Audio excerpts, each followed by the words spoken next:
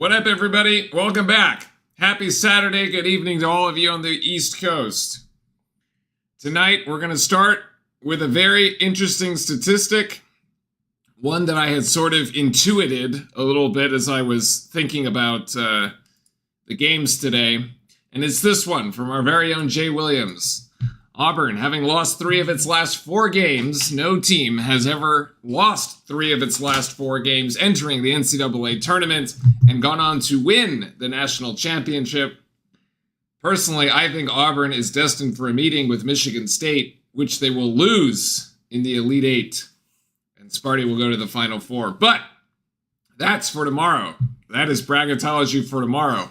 And as the title of the stream says, get your brackets in. Today we are announcing, or I don't even know. I'm just letting you all know we're doing our bracket challenge again this year. Join the bracket challenge. It's in the description of the video. The password is Duke, obviously, because this is a Duke stream, so duh. First place gets $125. Second place gets $75. Third place gets $50. You have to put up absolutely nothing except for your sub, which if you're here, you're probably already a sub anyway. So you get in for free and you get my money if you win. It's my way to thank you all for being sticking with us here on the channel throughout the season, and yeah, it should be a lot of fun. We've had some great fun with it in the past. There've been some close ones in the past too. You don't have to pick Duke in your bracket at all. You can pick whomever you'd like if you actually want to win. A lot of people will pick Duke, but anyway, here we are. Duke, Louisville. This is it. The championship of the NCAA. Oh my God, of the ACC tournament. I was a couple weeks ahead there. Welcome in, everybody. Herbert, Shane, Chalk Fan, Skylar, Chris, all the usuals. Welcome in, everybody. How are y'all doing?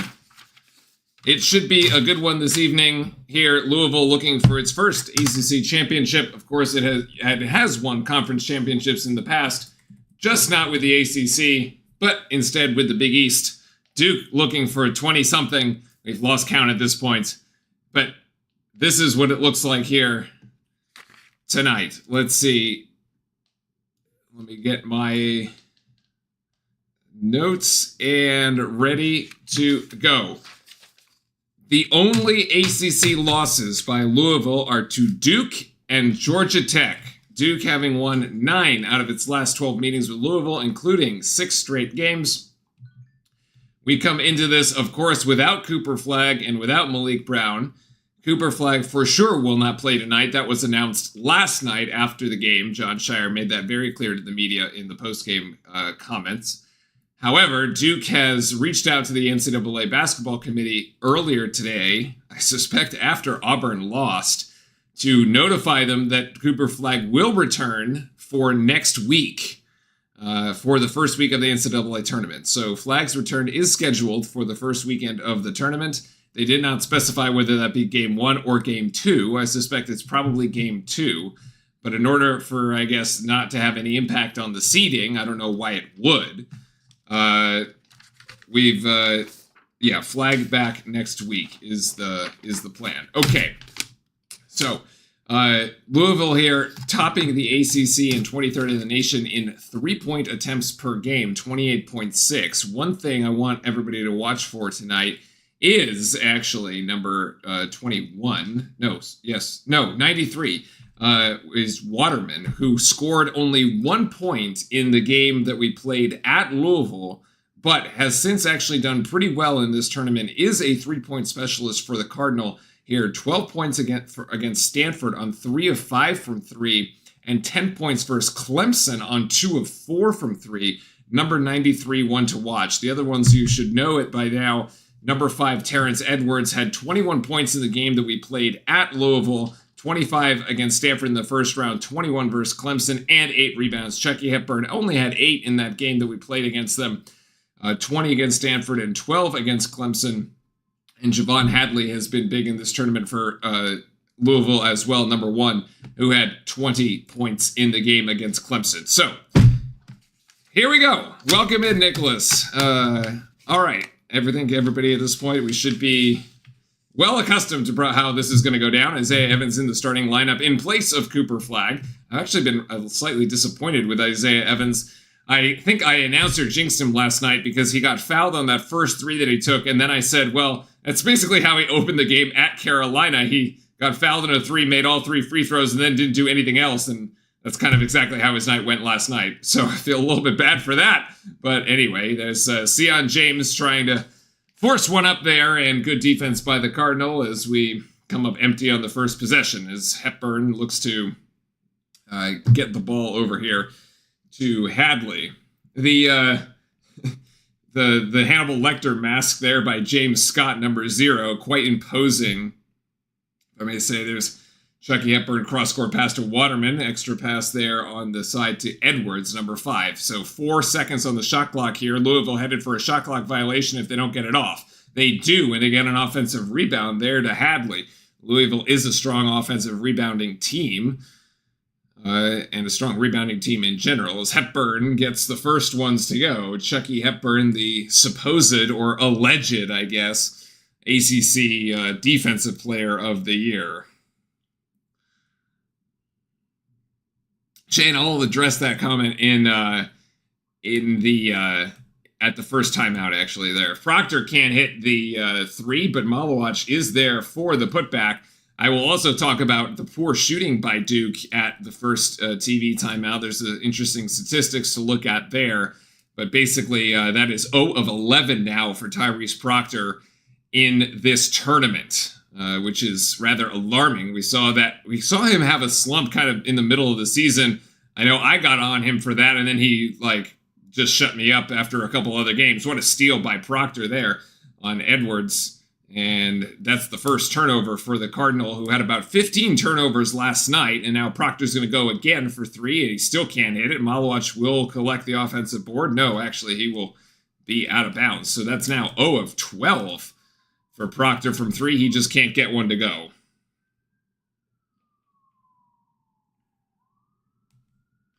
The only one with any real consistency from 3 has been Con Knipple.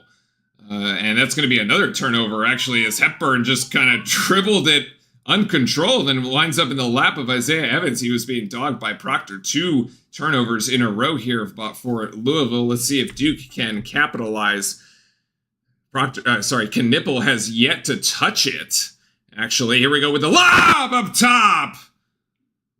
And that's the assist from Proctor. Malawach has the first 4 points for Duke. That was a beautiful play there. Well played.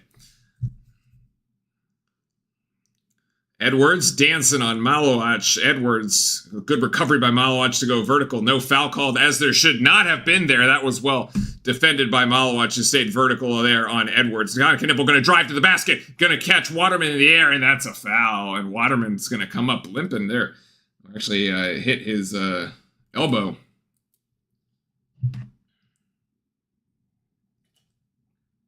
Yeah, so Skylark is going with the conspiracy theory that it's the Spalding basketballs, which apparently have no grip. And I sort of trust Skylark's assessment of this one. I had seen this on social media as well. I guess we'll just talk about it now. Basically, they're using a different basketball here than they usually do. They're going with these Spalding basketballs. And Skylark, as a basketball player themselves, will can attest, I suppose, to whether or not how they like their basketballs. But apparently, yes, they don't have any grip. It is a little weird, though, that it is only affecting certain players like Proctor and Evans, because Knipple doesn't actually seem to be affected. Knipple's three-point shooting percentage at about 46%, he's 5 of 11, is right around his average in the ACC. So there's actually no real difference there, as Hepburn gets 2, so he's got 4.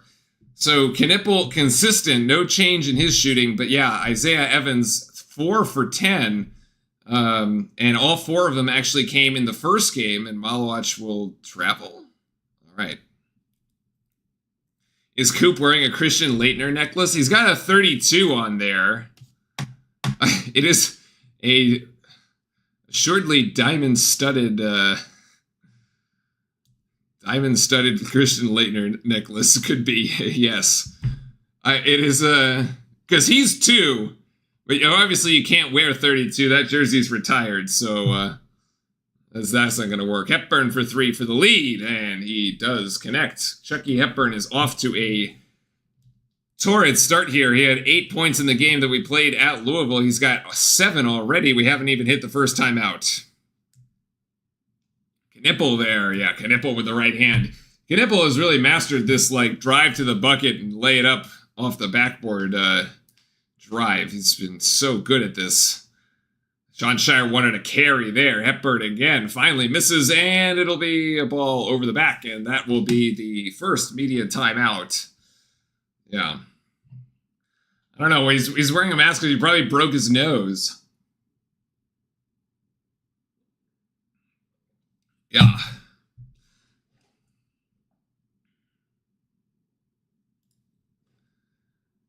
All right, so this is those stats that I wanted to take a quick look at here. So if we zoom in, you see Duke in the ACC tournament, this three-point shooting is abysmal, okay? At 12 of 52, .231, 23% from 3. This is so bad for Duke. And our opponents are actually shooting better than us at 34%. Like, our overall average is not bad at like 46 or whatever, but it's like right where you'd expect. But and at 76 on the average points. So it's like right there. But like the 3-point shooting is just way off. I mean, if easily enough, we can scroll right up here to the ACC stats, and you see in the ACC we were 206 of 520. We were shooting almost 40% from 3 in ACC conference play. And then you show up here to the ACC tournament, and it's almost been cut in half. And, like, honestly, that's why these games are so close. Like, if you bumped up this shooting percentage to what it would have been in conference play at around 40%, you can say 52 times 0.4 gives us 20. So that's another 8 baskets. Split them across both games. You go 4 and 4. And so you get 12 extra points in the Georgia Tech game, and you get 12 extra points in the UNC game. In the Georgia Tech game, you won by 8. Plus 12 gives you 20. It's a blowout. In the UNC game, that was way closer than it should have been, mainly because of the stat was so freaking terrible. But that's another 12 points. That's not really even a game, right? So, like, 32 is Flag's Montverde high school jersey number. There you go. He did not want to get a second diamond necklace exceeded the NIL budget. So he had to stick with the first one. It could be Coop being out. That's an interesting one. But, Cooper Flagg was shooting 44% from 3, which is, in ACC play, arguably way, way, way better than his non-conference shooting. Cooper Flagg on the season was shooting 37%. In ACC conference play, he was shooting 44%. It's a big difference that conference play really bumped him up. But yeah, Con Knippel's the only one that's actually doing this, like, statistically the same. He's at 42% in conference. Proctor is a 37% shooter, and Isaiah Evans is a 40% shooter, and these guys are in the gutter. Like, this Proctor is 0. He's 0 of 12. Isaiah Evans is actually 4 of 11. Which statistically is sort of there, but, like, it doesn't quite feel right to me. Mason Gillis, 0 of 4. Sion James is right now at 2 of 8. And so Sion James was about a 50% shooter. Didn't take many of them, but hit them. And then where's Mason Gillis? At 42%, so he was hitting threes as well, and he hasn't hit any, so yeah. Coop shot pretty bad before the injury. Yeah, it was bad too. I mean, he was 0 of 3 from 3. So, yeah. Do you think this game could be an Evans game? I suspect this is either an Evans game or a Caleb Foster game, actually. Gangba in the game now, perfect from the floor yesterday, and actually, as I say that, misses a shot. I should just not say such things. I think that Patrick Gangba's contribution has been tremendous, actually. I really, really like his game. I think he's just, like, it's such an interesting difference between him and Malawach, because Gangba is, like, so much bigger. He's like this bulky body. It just takes up space in a slightly different way. But I think Gungba's going to be great. And remember, like, he did not have his senior season of high school. He was out with an injury. And so here's Evans as we go, whoa, there's Isaiah Evans. From NBA range, it's like he's playing for the Hornets. Buchanan says, I'm definitely driving the Big Pat bandwagon.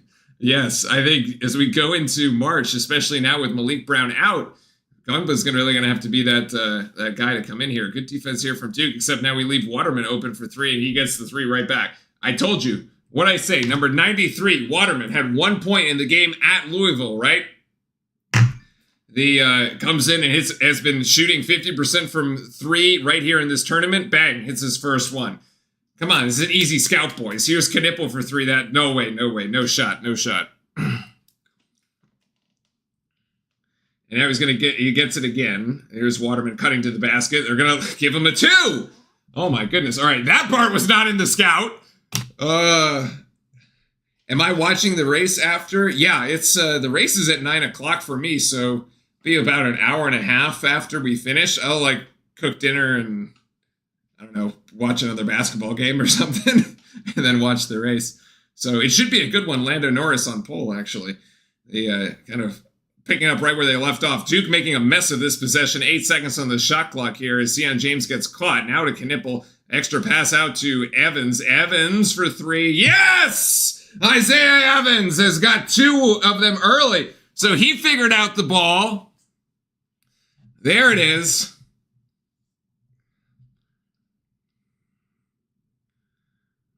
Chucky Hepburn trying to turn around and get past Gungba. Can't do it. Oh, no. That's an offensive foul. Hook. Offensive foul. No. Too easy of a call there. You can't give the chicken wing like that, man. Chicken wings are meant to be fried, not given away in basketball games.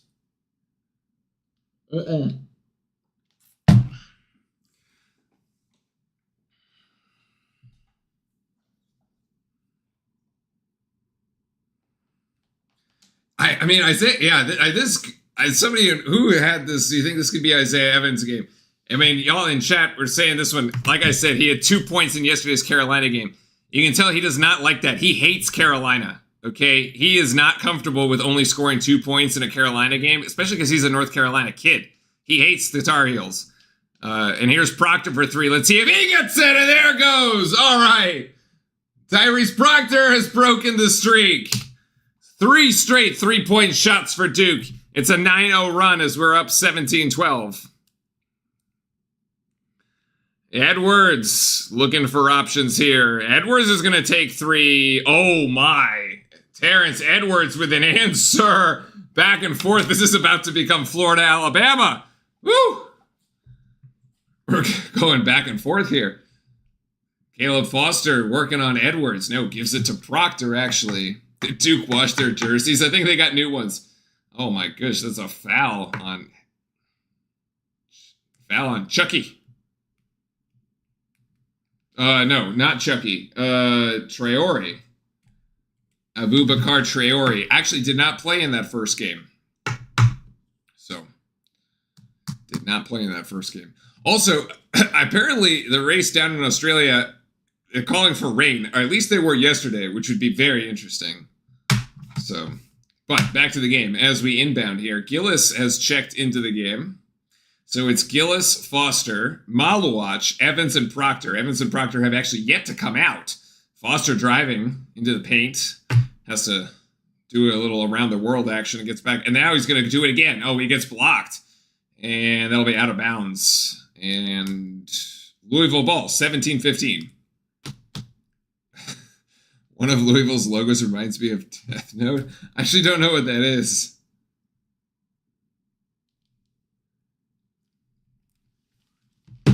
All right, so after the quick start here, after 2 timeouts, well, at the second media timeout, rather, Duke 17, Louisville 15. I thought we were going to get on a little bit of a roll there, and then Terrence Edwards hit a big 3 for Louisville. I mean, had he missed that, we were about to the train was about to start leave the station here for us. So yes, I think Foster takes too many drives versus the bigs and gets swatted.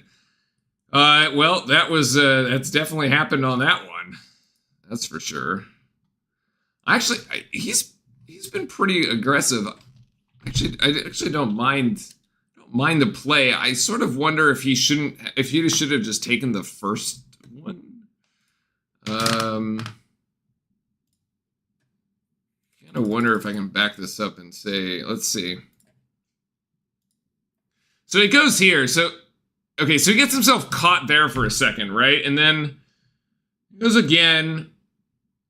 And I wonder, so he tries to use the basket as, like, to defend against the block here, but he gets blocked anyway. I mean, it's not a bad idea, but it's a good block by James Scott there from Louisville, so...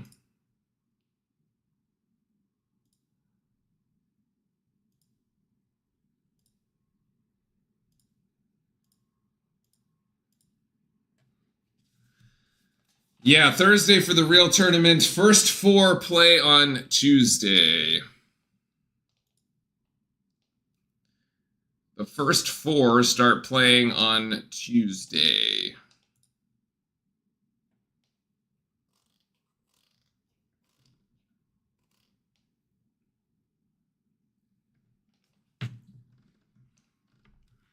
I thought that Wisconsin, by the way, that Wisconsin-Michigan State game was tremendous this morning, by the way. That was very well played by both teams. I was really disappointed Michigan State wasn't able to actually win that one, but the second game was also very good. I mean, Michigan winning it at the buzzer there.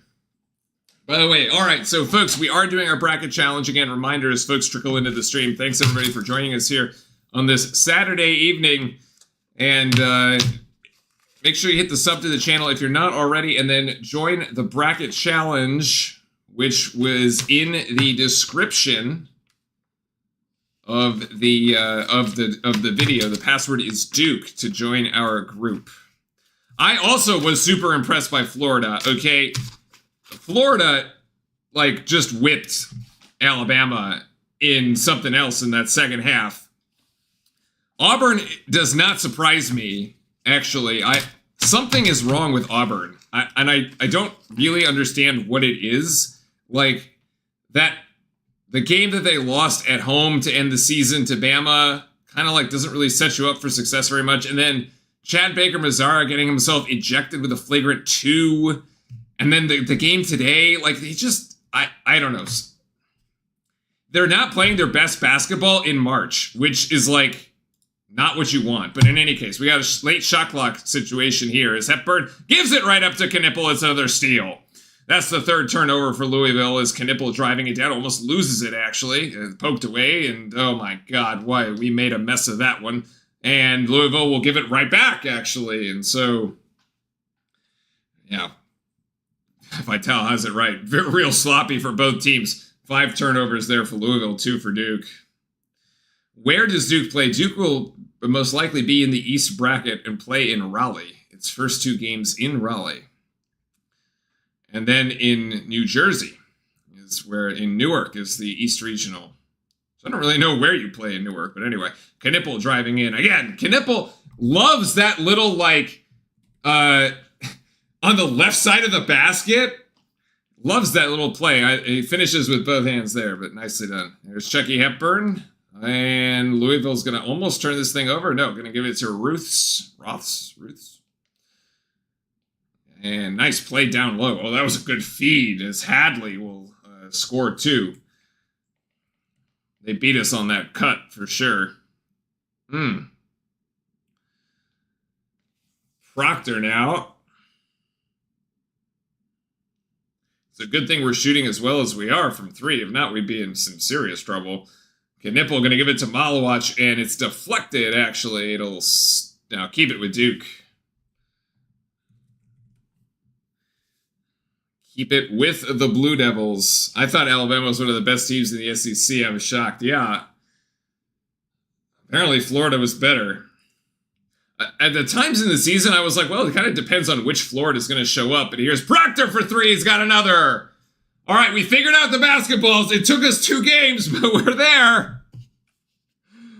We're there. We figured it out. He's 2 of 4. Deep, another one for Edwards off the front iron and hits Mason Gillis in the face. It's an offensive rebound for Louisville. Edwards going to put this on the deck now. Edwards on the ground, almost a steal for Knipple, but couldn't come up with it. Now it is a steal. As out in the open field, it's Foster on Hepburn. Oh my God, that's a charge. God, man. I was about to say, it's Caleb Foster versus the ACC Defensive Player of the Year. And Chucky Hepburn just earned his stupid title. Drawing the charge. God damn it. Oh, Caleb, come on. Just pull up and take the mid-range jumper, man. Oh, yeah. So Duke by 5 instead of 7. Oh, my goodness. The first foul on Duke. Hepburn going up with it. Oh, that's a... No? No offensive goaltending? All right. 2 points for Louisville. It's a 3-point game. I can't figure out charges for his blocks. It was because of the extension of the off arm. Caleb Foster gave him the elbow. Proctor for deep again. This looks short. It is, actually. Gillis hits the deck. We have a 3-on-3. Oh, my God. Edwards going to finish there. It's an and 1. They're going to chance to tie it up as Proctor picks up his first. A quick 4-0 run here for Louisville. Not my defensive player of the year, says Nick.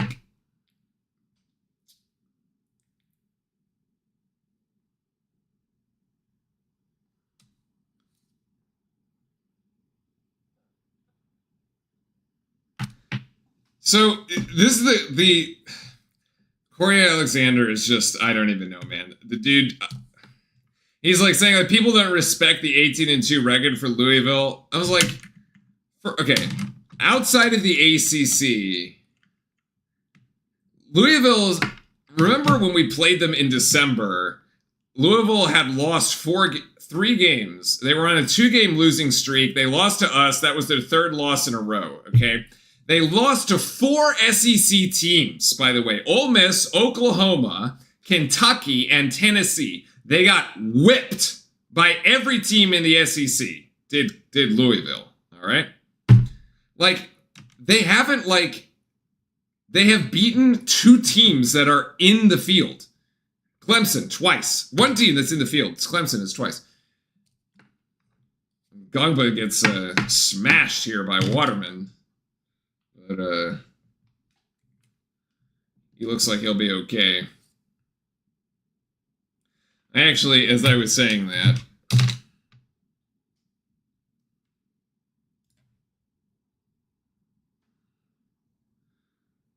Gongba looks completely fine. He is a lot of human here. Oh, he just takes a shot to the chest. Ugh.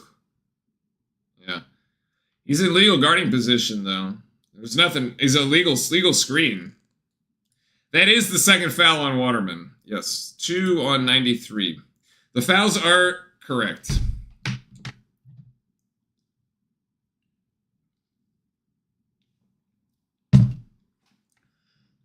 Some early foul trouble here for Waterman, which is nice. I mean, it's the big 3-point shooting threat for Louisville. So, you know what would be interesting to me? I don't know if we'll ever play this lineup, but to have both Malawach and Gongba in as like a 2-big lineup. I'm not really sure if we'd ever do it, but I know it's fan bias, but it seems to me that teams have decided to defend Duke by assault rather than good defense. Actually, Shane, I'm not surprised at all. You saw this very early in the season when teams attempted to be very physical with Duke, and you saw it with Cooper Flagg, where like in the Kansas and Kentucky games, like people just tried to put Flagg on the floor, and it sort of worked. I mean, what really worked was bringing double teams against Cooper Flag early on. It forced him into turnovers. Oh, wow, they did upgrade this to a flagrant foul. That is, I'm not even sure, man. That's a flagrant one. So it's 2 shots for Gungba and the ball for Duke. A little chance to give us some separation here. And yeah, teams were really physical with Cooper, but it hasn't really worked now because, like, Flag is no pushover. I mean, he doesn't look that physically strong, but he is. And, like, he just, like, he can move people around in ways that, like, you would not think if you just kind of look at his frame. I'd be very interested to see what practice is like. Like, if he ever practices against folks like Gungba and, like, can actually, like, move them off their spot. I bet he can. I bet that's where he gets it. Gungba is 1 of 2 at the line, by the way. Duke will retain possession here. We already had possession anyway, but so here we go. All right, back to it. Gungba, they're trying to go up top and can't quite get the lob to work. Now Sion James gonna fake. Nice out to Proctor. He hit one earlier in this spot. Can't hit that one. And we have a foul going on Gungba.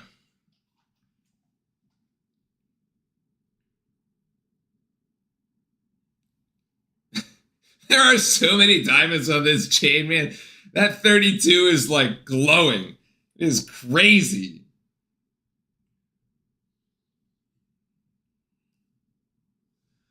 Oh, my God. If Gungba hangs around, I see him being an all-ACC type player. Yeah, next year. Could be, for sure. Louisville going for the lob. Well defended, actually, there by James.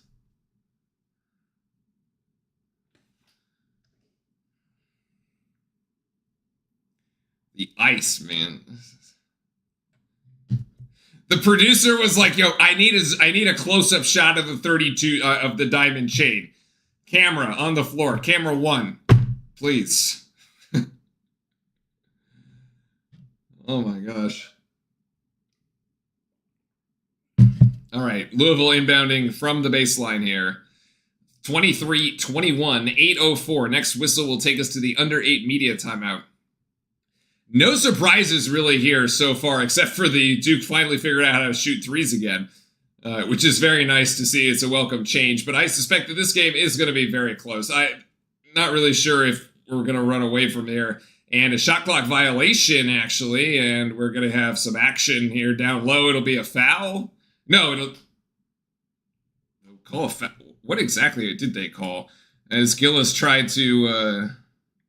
Louisville missed Duke defensive rebound, media timeout. All right, so basically a shot clock violation. All right, so anyway.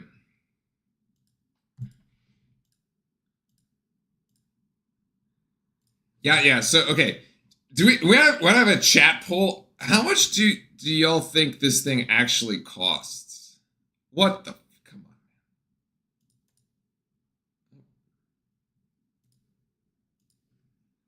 on. Why isn't it? It's not working for me. There it is. All right. How much do you think this actually costs? Anybody. I don't actually know. What do we do? Like, are we going, like, we're going 5 figures or 6 figures on this one? Is this a 6-figure chain? I doubt it's 7. Okay, I doubt it's 7. But it's at least in the 6s. Yeah. Maybe 6. Skylark says 600,000. I actually don't even know. I also kind of wonder if it's like, if he actually owns it or if it's on loan to him. Because sometimes this stuff is like loaned out and, like, you know, by a designer kind of thing. And they just, like, it's like advertisement basically. Cat says 500. Depending on the quality of the diamonds, Shane says, so we go all the way from 100 to 6. If it's real, I'd rock that thing. Something you'd find at the country fair. Yeah. Yeah, sure. Oh my God.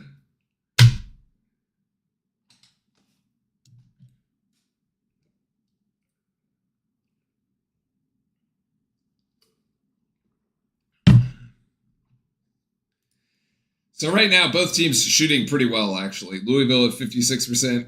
$2.04 on Temu. Yeah, he got it from Temu. That's it. That's the one. It's from Temu. Nick says maybe 100 or 200. A kiosk in the Durham Mall. Oh my God.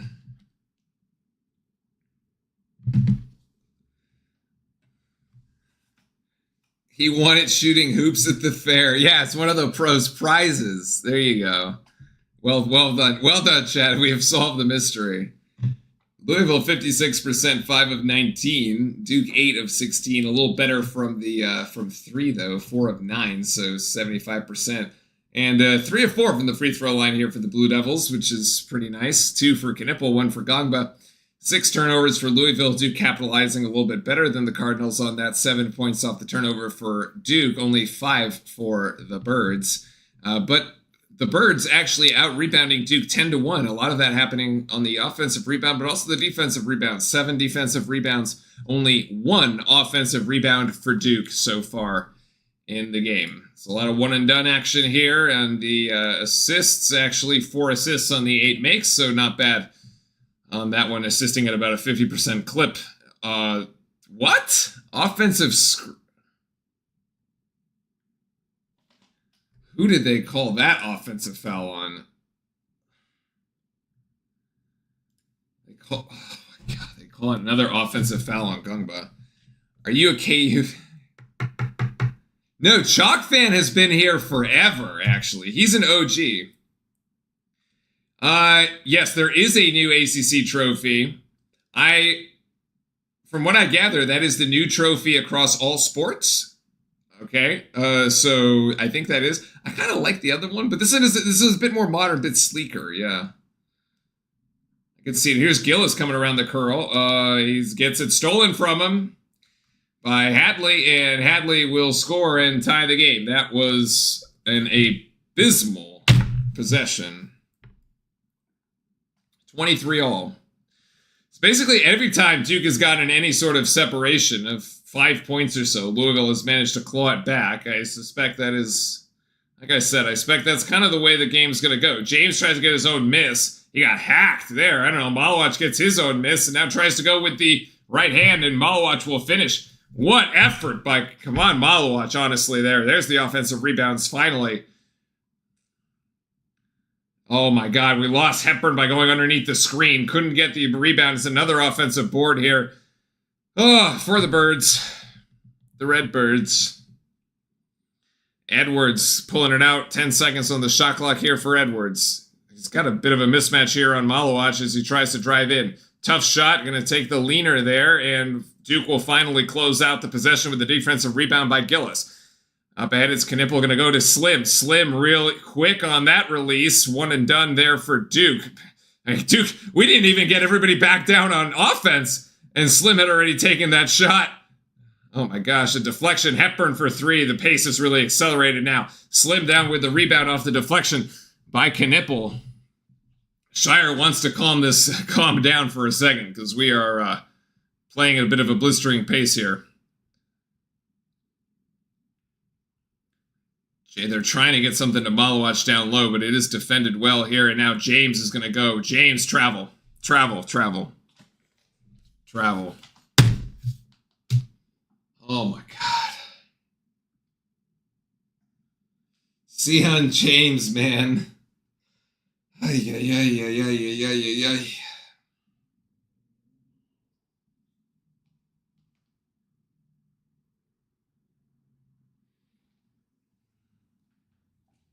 I hope Duke wins for no other reason as Card fans have gotten really sassy for a fan base that has won the same amount this year as they have in the past 3 combined. Yeah, it's fascinating how teams can totally rebuild themselves. Oh, that should be an offensive. Oh, come on. It's the second foul on Proctor, actually. Though nobody is as vocal as UNC fans, though. Come on, y'all.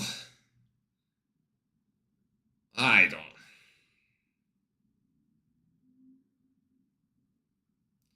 Fine. Louisville inbounding from the baseline. Down by 2 with 5:06 to go here in the game. Foster back in. I'm looking for a spark from Foster, y'all, today. Really, I need a spark from Foster. Here's Hepburn. Again, Hepburn on Malawach. Malawach has played well. The pass was almost deflected. Edwards up and in. He's got 7. So there's 2 Louisville players with 7, both Edwards and Hepburn. Duke has 4 players with 6 right now. So it's Foster, and that'll be a foul on number 9. 5th foul on Louisville. Actually, 5th foul on Louisville, and we have 5 on Duke. I guess I'm missing a foul here. 4:35 left, 25 all.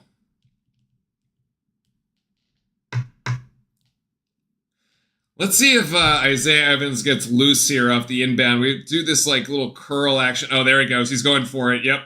1 dribble, and he can't hit the 3. God damn it. Foster is going to fight for that offensive board. We do get it, though. Proctor's going to step into it from range. Yes! Tyrese! Tyrese for 3. That's a big one. 28-25. Let's see it. Let's get it. We need a defensive stop right now. Come on, boys. Oh, my gosh. Here goes Edwards getting it. Oh. Back and forth we go. Edwards with 10.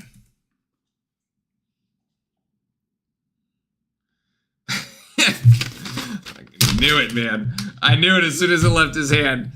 Oh, my goodness. Trading blows here, these two teams. Knipple free up for it. This would be his first. No, can't hit. In and out. Oh, actually, no, he's already hit one, I think. Hepburn for 3 here. Louisville goes up 3. No, actually. Oh, strong rebound by Malawach. Offense. Yeah, foul. Foul on the rebounding action, for sure.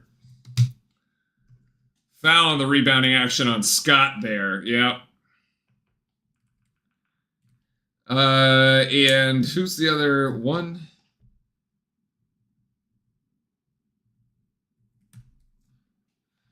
All right, so this is what I was talking about there. So what I was talking about is I was saying I wonder if Isaiah Evans is going to come around and like curl to get this. And this is exact. Sometimes we run this play like over in this corner here where you kind of screen this off, and then the inbounder will come out. You give it to like Malawach, the inbounder will give it to Malawach, and then the inbounder will come and sit right behind Malawach and then take the shot.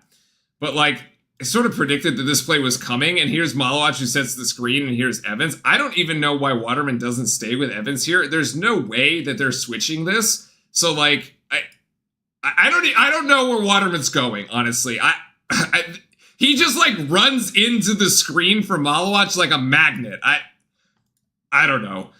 And then he like lays out on the floor.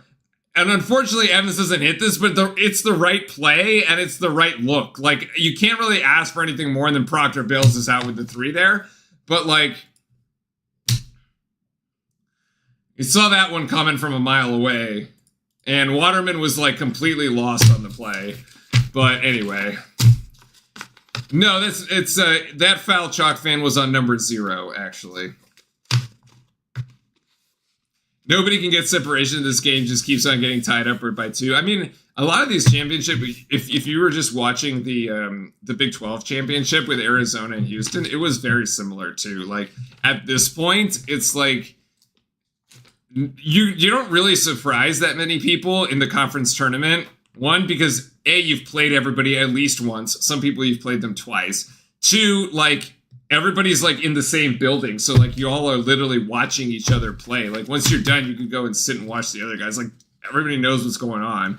So like, yeah, at this point there are like no secrets. You've had 34 games to scout Duke. I mean, how many more do you need, right? Like, it is actually very easy. The ACC tournament, at least from my standpoint, is, despite the fact that you have to go like back to back to back to like it's the easiest to prepare for these games, because like you already know who's playing. Like I hardly even need to look and cheat to see what the names are anymore. The NCAA tournament's a little harder because these are teams that you hadn't like really played, unless it's a team that you like have watched like an ACC team or something, but like, yeah, by the time we get to the tournament, everybody knows everyone. So anyway, all right. Welcome in, everybody. Happy Saturday. Do you think Cooper Flag will start in the NCAA tournament? So, New Killer, Duke has told the selection committee that Flag will return for the NCAA tournament in the first weekend. They were not specific as to which of the two games in the first weekend.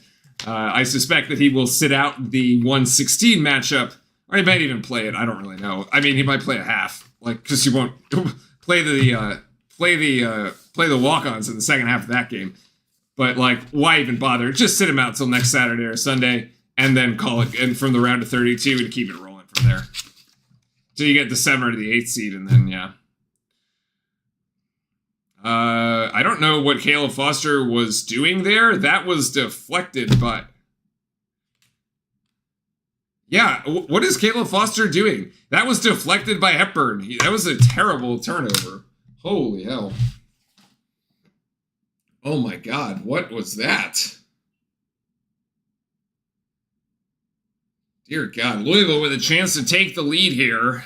Since early in the first half, actually, they did at times have a very good defense by Kid. Oh my, what? That is a terrible foul call. That is the contingent foul that I absolutely hate. They waited for him to miss the shot and then called the foul. That is absolute bull. Wow, St. John's careened Creighton. St. John's going to be an interesting pick, by the way, folks, in the tournament, I think.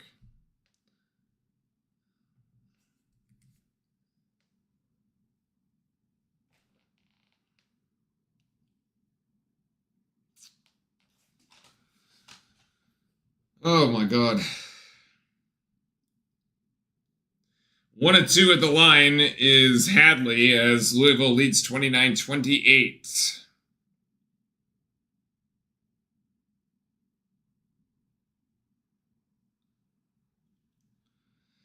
Knipple looking up at the clock for a second, and he loses it, gets it back, gives it to James. James, really tough. And one for Sion James on the broken play. Wow, what a... Wow.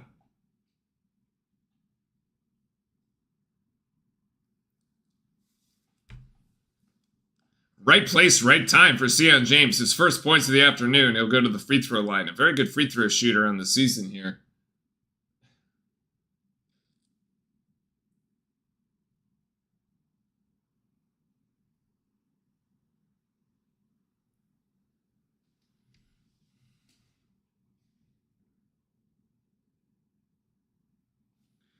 Makes the free throw and the and one. 3 points for James. 31-29 as the lead is swung back, and it looks like Duke is in a 2-3 zone right now as we look to switch it up. I don't know. Wow, that was a total brain fart. We went into the 2-3 zone and Louisville was like, okay, I'll just like go baseline on you. That was terrible. That's the worst little bit of like, we forgot we were playing zone and then like tried to go man. I don't know. Knipple for 2.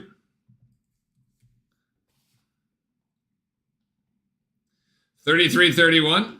As we go back to the zone, let's not forget that we actually are playing zone. And my God, Terrence Edwards hits a 3. That'll be the end of the zone real quick.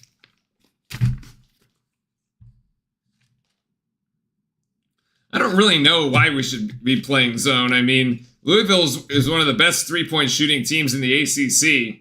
This is behind the back there for Foster. Foster really tough, couldn't get it. Saved by Louisville as they're ahead by 1, looking to push here with 95 ticks left in the first half. No real separation from either team, though.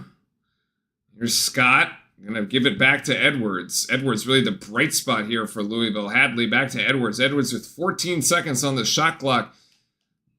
Looking for Traore here. No, Edwards is a little stuck. I don't even know what Louisville's trying to run right now. Edwards is going to think about the 3. No, he's going to go around. Well defended here. Can't get it. Scrum for the rebound. Traore out there. Wow.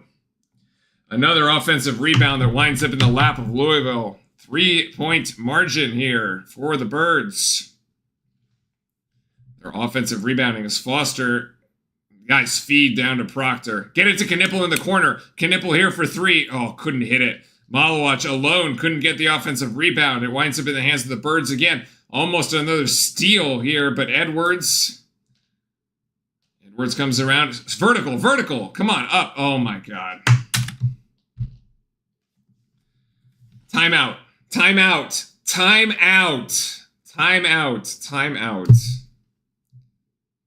No? Timeout. Oh, man.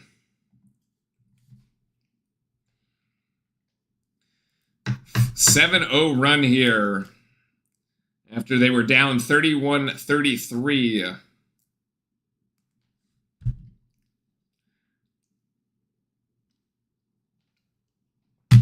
That is not good. That is not good.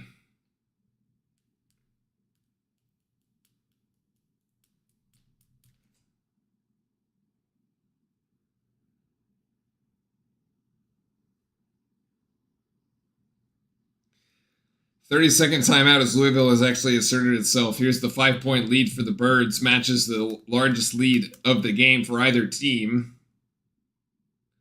I understand how it's like one Louisville player, man. Of course, like Louisville, of course, really wants this one, man.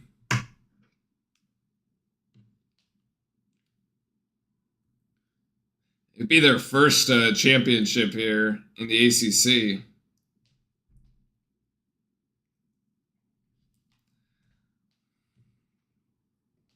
I'm not really that worried. I mean, Duke has been more of like a second half team, but we have given up too many points. I mean, this is well over the average, right? We're allowing teams to 62 points on average. Right now, Louisville's on pace for 76. So it is way too many here. Duke going to have the final shot of the half. And let's see what we do with it. It's Knipple to James with 5, 3, 2, 1. Really tough shot. Oh, does not make it. Man.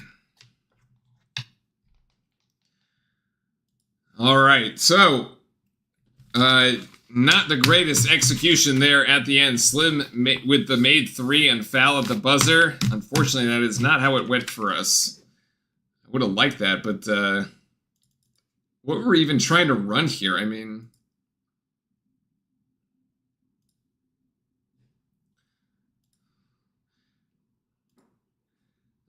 could you have gotten to the Slim here? Maybe. I mean, he does have a man on him. Like, that guy is responsible for here. I mean, this is a makeable shot. It's just really low percentage, right? Problem is, Duke has to play this small. So, as Eric is saying, can really see the difference on rebounding when we don't have the extra pair of rim-level hands from Flag in the mix. Because traditionally, right, it's just, yeah, Duke is too small right now. So, because you're playing Evans, Proctor, Knipple, and James. And if you had Flag in there instead of Evans, Evans is hanging out beyond the three-point line. So he's not really in rebounding position, right? So the only person that can actually really rebound at all is Malawach on these offensive possessions. I think there's one here. Let me go back real quick to the possession right before the timeout. I'll show you like what I mean here. I believe it's on this particular possession where, hold on.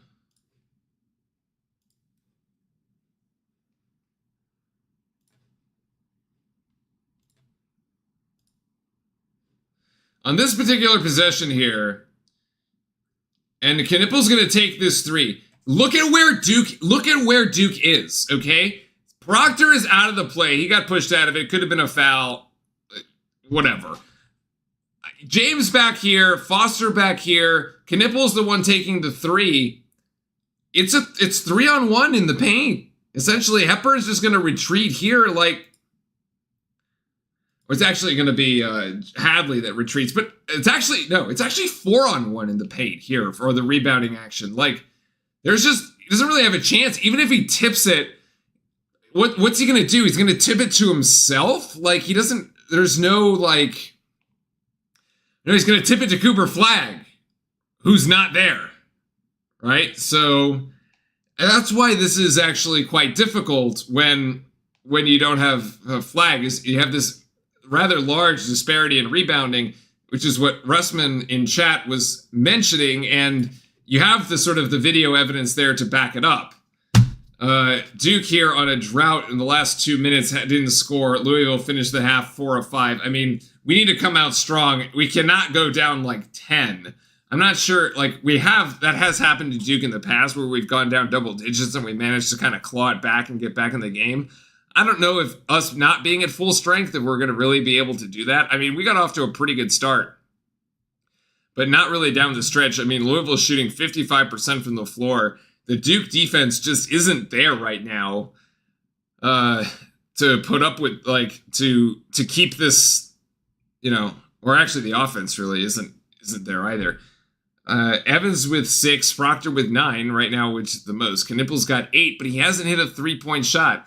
A little uncharacteristic considering, as we talked about earlier, he's been the most consistent 3-point shooter.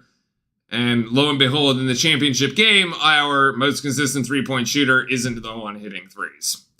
We need primetime Proctor in the second half, at least 20 from him and 16 to 17 from Kahn. I mean, that is really what it's going to take, right? I mean, at this point, you're looking at Louisville scoring close to 80. So Duke's going to have to come up with a way to manufacture almost 45 points in the second half. It's going to need some really good shooting in order to do that. I'm curious to see what kind of adjustments we make. Gillis has played 7 minutes but has no points, actually hasn't even taken a shot. Would be nice to see some role play action from there. I mean, the bench just unfortunately hasn't done anything. 0 points from Foster, 0 points from Gillis, only 1 point from Gungba, who was actually really good yesterday and had 8 or 9 points in that game against Carolina. That contribution hasn't been there, unfortunately. He's only 1 of 2 from the free throw line, hasn't really been as effective. Malawaj here with the 6 points and 5 rebounds kind of kept in check. I mean, everybody from Duke has kind of been kept in check, even though somehow we have 33 points. The turnovers really isn't helping, but we're losing the battle on a lot of fronts. We're losing the battle on the turnover front. Right now, it's Duke with 7, Louisville with 6. And the points off turnovers certainly isn't going our way. We're also losing on the rebounding front. Although this is closer than it was earlier in the game. Louisville right now +4 is 1 more offensive rebound. But yeah, second chance points are even. Points in the paint in favor of the Birds. And assists actually right now in favor of the Birds as well. Actually, both teams at about a 50% assist ratio. Malik B is a major part of a defensive presence, and they're shooting 55%. I mean, it's all in sort of the rebounding, right? My take is if you probably had flipped this rebounding stat, you probably would have also kind of flipped the score, would be my guess. But yeah. Foster feels like a liability when he's on the floor, says Brad. I mean, at times yes, at times no. It's just been sort of a roller coaster for him, right? There's times when he comes in and the energy is just great. He makes a really good defensive play, and you're like, yeah, okay. And then, I don't know, if we just look back at a couple box scores, he had 6 points yesterday, 2 points there against Wake Forest. He had nothing, actually. Florida State, he had 4. Yeah, I mean, 10 against Miami, but everybody scores against Miami. Illinois, he had 12 points. That's his last great game, was really against Illinois when we put up 110. Everybody could get in on the action. JKJ Vlogs, welcome in. Just joined the stream to talk about the game. Just wanted to say that Foster is awful right now, and I've been a fan of him all year, and that the offense doesn't ever make eye contact with Evans. That is not wrong. The situation. there was one particular yesterday, right? When Evans was, oh yes, the come on Malwatch play where he missed late in the game, where he goes in and he misses the layup. It was not really a layup, but he was like right in front of the basket against two Carolina defenders. And you had Evans wide open, and you had, I believe it was Knipple was the other one wide open. You could have kicked it out for an open three for either one, and come on, Malwatch just like went in. And you're just like, oh God.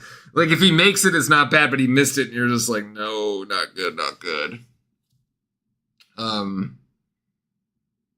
Yeah, I mean, Evans has only taken 4 shots. It's actually kind of low, given how we don't have Caleb Foster right now. Oh my God, we don't have Caleb Foster. We don't have Cooper Flagg right now.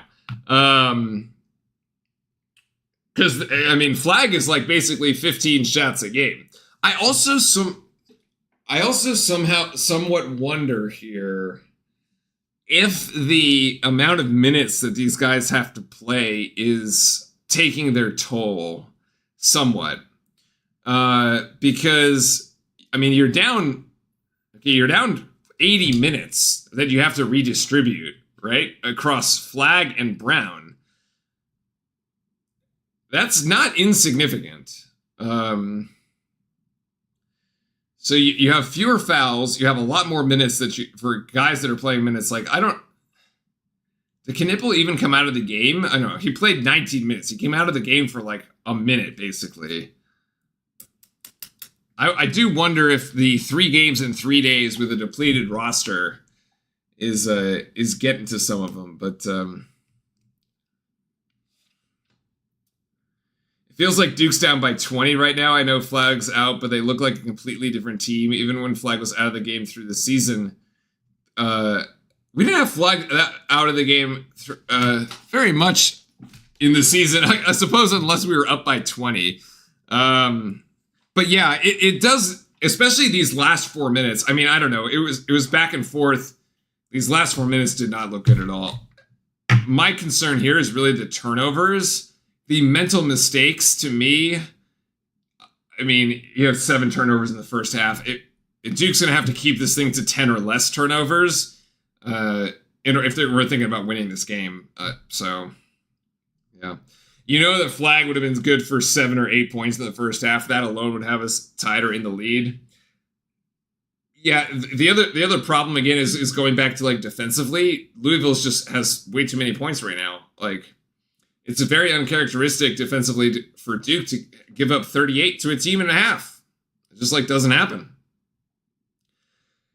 You know, what we typically be, like, what we're accustomed to seeing is Duke scoring 40 in the half and their opponent scoring 28 or 30, right?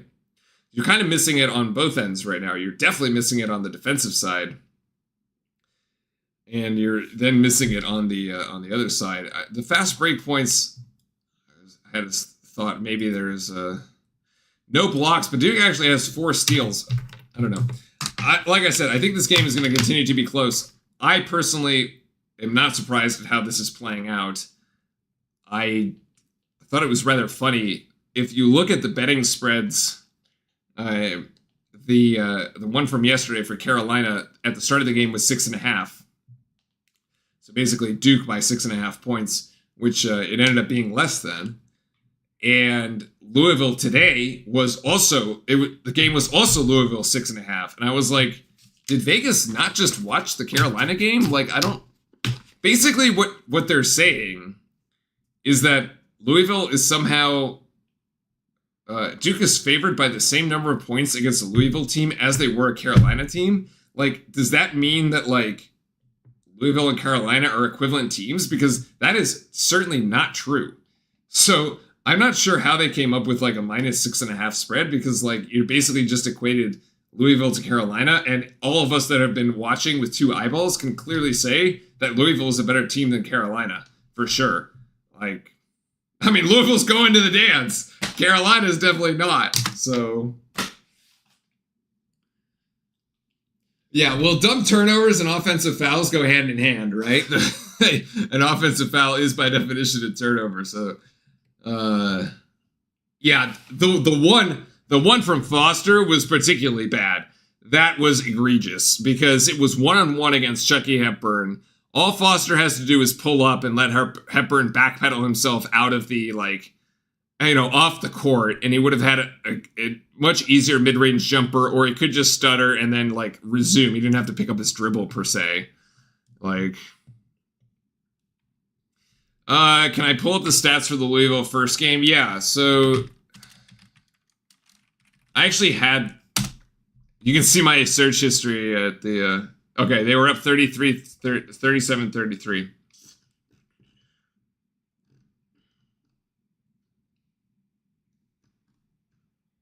This webpage takes forever to load. By the way, thanks everybody for joining us here on this Saturday. Happy Saturday to all you basketball lovers. Make sure to hit that sub button and then join our bracket challenge. Subs get to join the bracket challenge. It is free to join as long as you're a sub. So get those brackets in.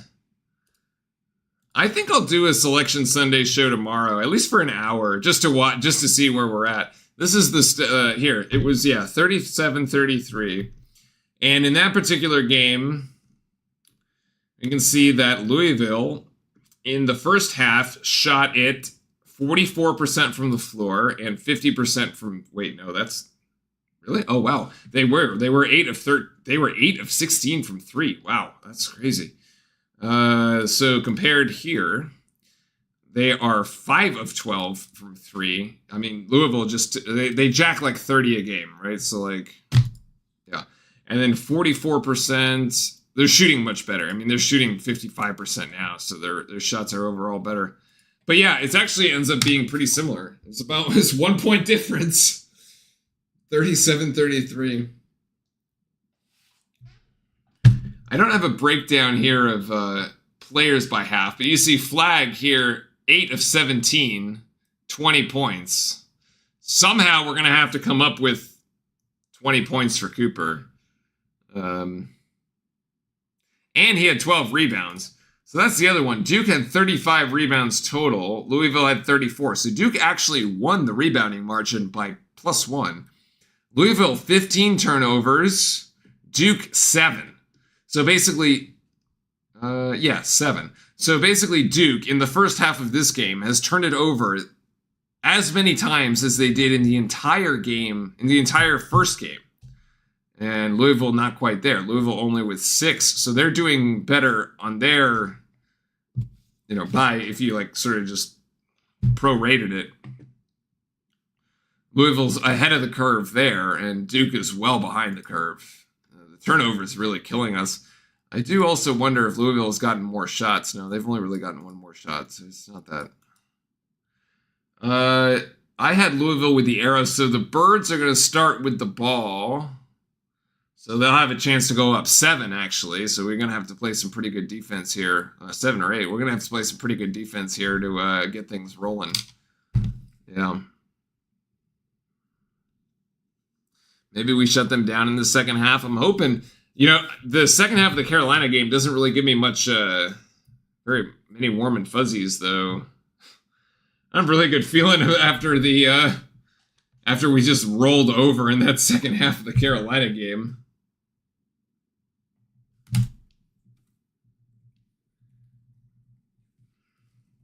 Usually Duke is a much better second half team, but we played a worse second half yesterday. But maybe, I don't know, maybe our second half is like our first half from yesterday, and the first half ended up being like the second half from yesterday, and who knows. I mean, this Louisville team can definitely go win a game in the tournament. I don't know if they can win more than one. Especially not if they face an SEC team, which they haven't beaten all season, so...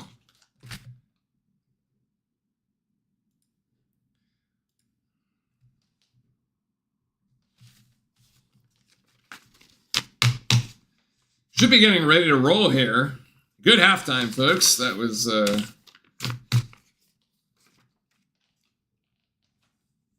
So Terrence Edwards with 15 points, kind of leading the way there, number 5. I don't think the Ville has an offensive explosion capability of UNC, if I'm being honest. Could be. I mean, they almost lost it to Clemson, too. They were ahead yesterday, and then they almost blew it. So let's see. The Birds starting with the ball. It'll be the arrow back to Duke. And Edwards going to take the step back three, and that's an air ball, actually. It missed everything. So dodging bullets there, literally. As that's effectively a turnover.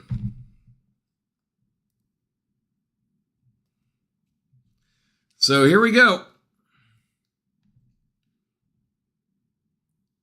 Here's Knipple, and back to Proctor. Thought about the three, decided against it. Back to Knipple, and now to James. Here with 14 seconds on the shot clock to Malwatch. Let's see if they decide to give the pick and roll. They give it to Evans, who couldn't get a clean shot. Actually, Evans attracted two, and Proctor hits three in front of the Duke bench. I don't know why they tried to double team Isaiah Evans 30 feet from the basket, but okay, sure, we'll take it. Nice three-point shot to start the second half here for Duke. Here's Waterman. That shot's no, not going to happen. And we have a foul on James on the rebounding action, which is really unfortunate because that was about to be another missed shot. And man, we were about to get that one back with an opportunity here. Hepburn inbounding from the baseline. And they give it to Scott. Scott too strong, actually. Rebound to Louisville again as we can't seem to rebound. Hepburn for three. And Hepburn can't get it. Louisville with the rebound. No, actually held ball. And that'll be Duke ball. And what do we have here? We get a little bit of action after the whistle. So change in possession here as Duke gets it back.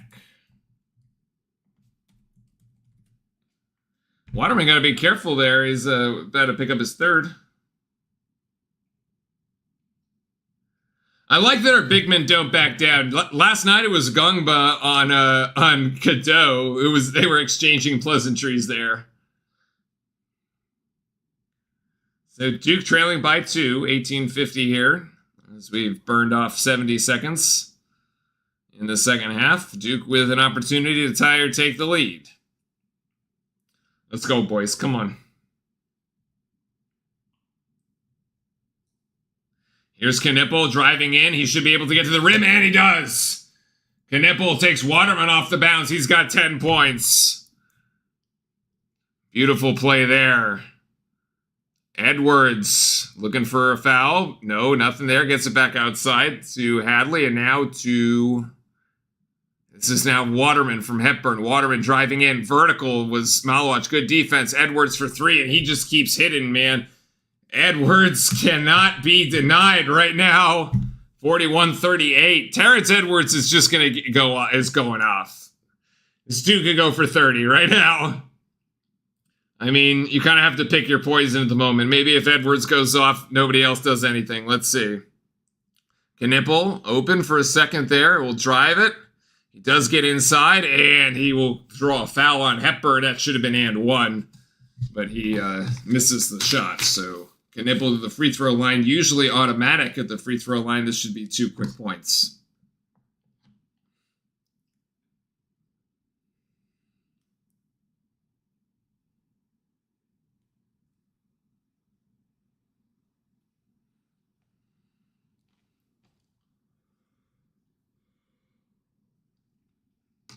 Knipple makes the first.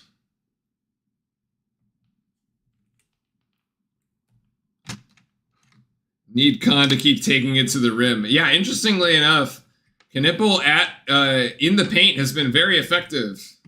Knipple from the three has not been effective, but Knipple in the paint has been effective. 12 points for him. All 4 free throws and 4 of 7. He's hit all of his 2-point shots, missed all of his 3-point shots, actually. And here's Hepburn, picks up his dribble and gets stuck there for a second, and now ball back to him. Good defense by James beyond the 3-point line here, and now Edwards being guarded by Proctor. It was very interesting. If we had Malik Brown, I think Malik Brown would be guarding Edwards from time to time and being a bit more disruptive here. And, oh my, come on! He gets it over the top, man. I'm telling you, this is not our night. That should have been a shot clock violation. It was excellent defense by Proctor, and he didn't get baited on a foul. Evans now driving. Evans, oh my goodness. Evans turns it over. I think Malowicz was waiting for Evans just to go right to the rim. 3-pointer on the way for the Birds. No. James down there with the rebound. Basically, unless your name is Edwards on the back of the jersey for Louisville, it's just not happening for you right now. So I guess we just got to live with it. James fouled on the way in, yeah. And he will shoot 2. Hey, bud, what's up? What does the Duke headband say today, Cat fan? I missed it.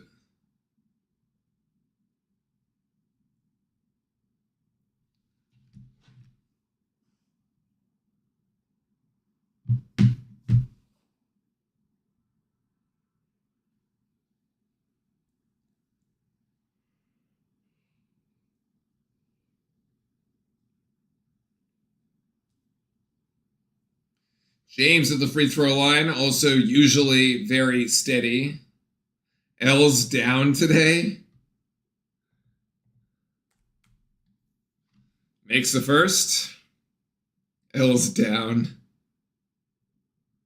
The left hand, right? L's down. Could be take the L, could be 2. James makes them both. We've been doing pretty good. Our last 4 at the free throw line here between Knipple and James. Duke trails by 1. If there were ever a time to slap the floor, now might be it. We haven't seen that all season, have we? Here's Edwards. Just don't let him get the 3 off. He has to give it up. Gives it up to Hadley. And good defense by Malowicz. Hadley gives it up to Waterman. Waterman driving. Great help defense by the 2 there by both Gungba and James. Great help defense, and it doesn't go. So rebound to Gillis, and Duke with an opportunity here. Duke with an opportunity and absolutely must capitalize. Don't settle for the 3, Tyrese. Don't settle for the 3. Oh, come on. Oh, come on. Don't settle for the 3. Oh, God. Well, got to play defense again. Here we go. Trying to get it out of the hands of Edwards. 15 seconds on the shot clock. Gungba guarding really far from beyond the... hand up, Gungba! Hand up! Hand up or he's going to shoot it right over your head. There we go. Good swat. 5 seconds here. 4. Hand up, James! Hands up! Oh, fuck. I mean, this is the... You just can't... It's not, boys. It's not happening tonight, all right? This is 2 straight possessions, by the way, where he's scored with the shot clock expiring. Tonight is not our night. James says differently, though. Says, I'll get you the 3 right back. We got another 1-point game. Oh, well, no, apparently it's tied. Apparently the Terrence Edwards shot was a long 2. 3-pointer on the way for Hadley. Air ball. Again, unless the name on the back of the jersey is Edwards, you're not scoring if you're on Louisville. Nobody else can score. I don't think anybody has a single point other than him in the second half.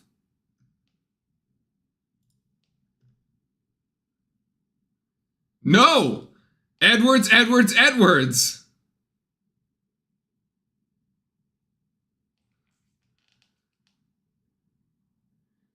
Yeah, he's the only one. He's by himself here. Has hit a 3, a 2. He has 7 points. Yeah, I don't know how we didn't get this. How we didn't come down with this rebound, man. That was bad. I mean, it just kind of goes along. We just haven't been... It's the 50-50 ball. We didn't get it. Actually, it wasn't even a 50-50 ball. It's literally in your hands for a rebound. So Louisville will have another shot at it. Edwards is going to go off for 30, all right? Just book it. Just book it. The question is, who else is going to step up for the Birds? Because the 30, that gets you to 53. And the game doesn't end there. So, who else is going to...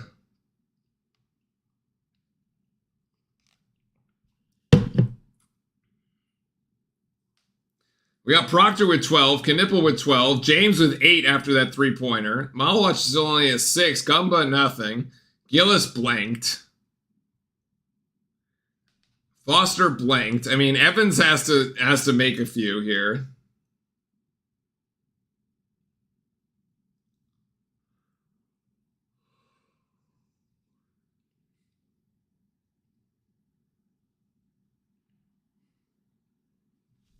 We need to drive on Edwards. I mean, he has no fouls, so, like, there's no chance to foul him out or anything.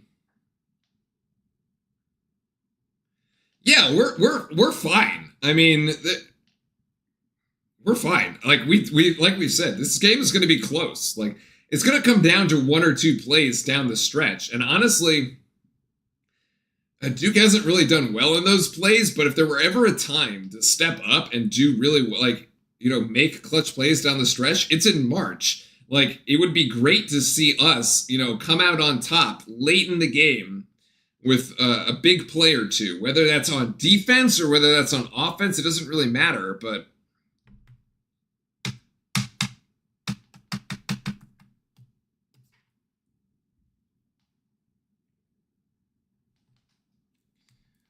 either way, like, we're not in foul trouble. We just got a dude on the other side that's just going crazy. But, like, I mean, I did say at the top of the show, look, I was like, Terrence Edwards had 21 in the game against us in Louisville. So this is nothing new, actually. He had 21 in the game against us there at home. He's got 22 now, so it's like right there. He had 25 against Stanford, and he had 21 against Clemson. So, like, who is shocked here? No one. Or nobody should be.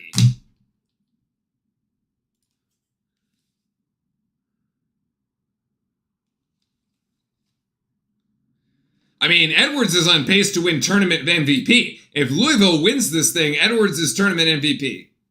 Easily. Right? With a performance like that over the last 3 games, you're 20 plus in each of them, and he's probably going to get 30 tonight. Easily. I just said that, Corey Alexander. If they lose, Knipple MVP, probably. Oh, that's a foul on James. James, you got to stay planted, man. Silly.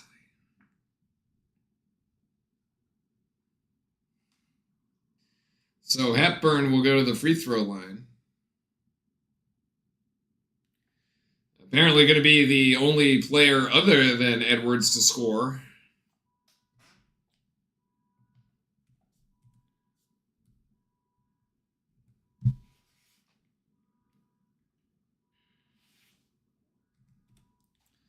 Yeah, it gets them both, so there you go. So Duke trails by 2, 47-45. 14-10 to go. It took a while to take that first time out, so Gungba in the game here. Proctor, and then they a little pick and roll. Oh, it's stripped by Louisville. That should be a foul. Oh, gee, that should have been an and one. That'll be a foul on Scott.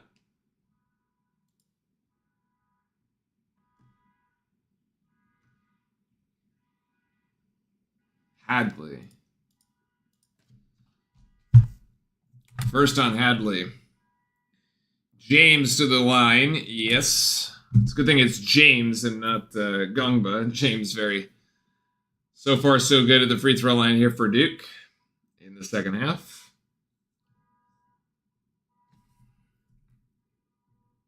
And he makes them both. So Duke perfect from the free throw line as we trade 2-point possessions, 47-47. And Edwards being guarded by Proctor. Again, I really think that the length of Brown would have disrupted Edwards. Kind of like the RJ Davis scenario. It's a foul on the floor here as Traore was starting to drive, and Gungba will pick up his third. Gonna move his feet there.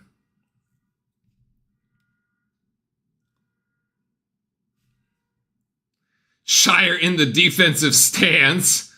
The intensity here. Oh, nice block by Knipple, actually.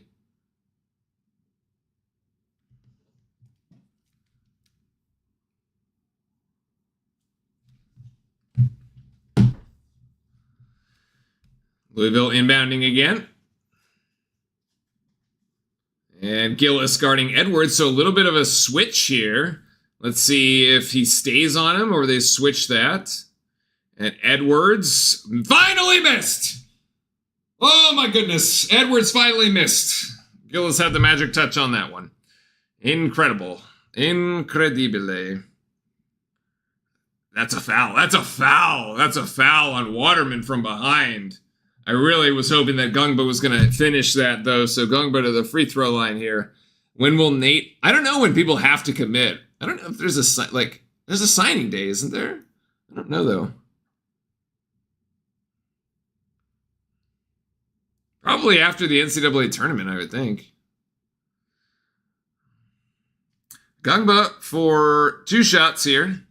Duke really sort of pounding the rock inside here. 4 fouls for Louisville. I'm missing one. Scott. Oh, Scott has 3 as well. Okay. So Gungba's got 2.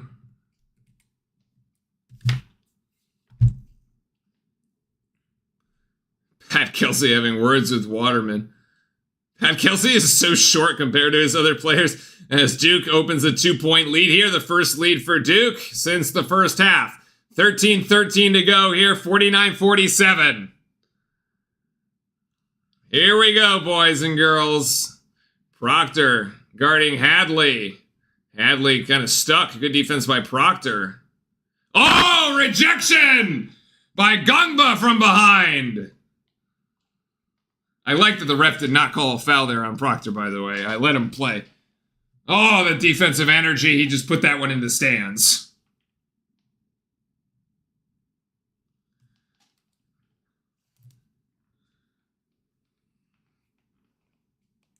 Here we go, 10 seconds. Here's Edwards again by Gillis. This switch seems to be working so far. Edwards just puts it up. Can't get it. Gillis with the rebound.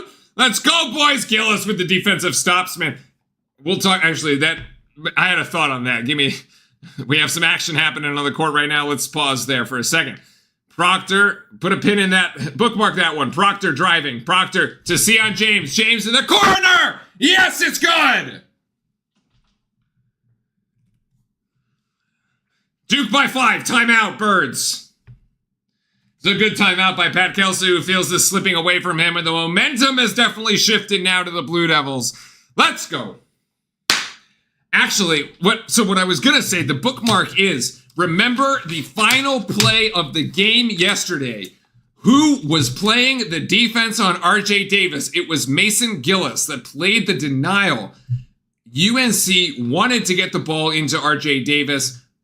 Mason Gillis switched onto him after they set a screen. Instead, the ball goes to Vin Allen Lubin for the final shot for 3, which is not a high percentage shot for Carolina.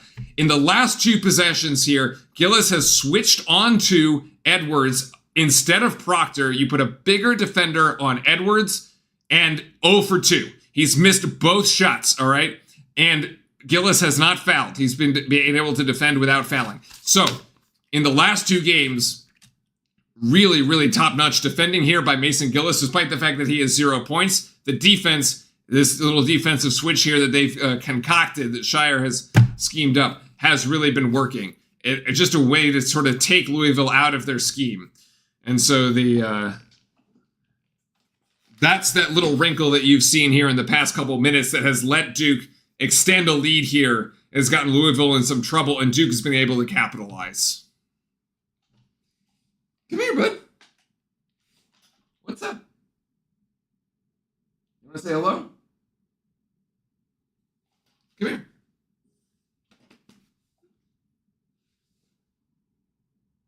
No, the pup's a little shy tonight.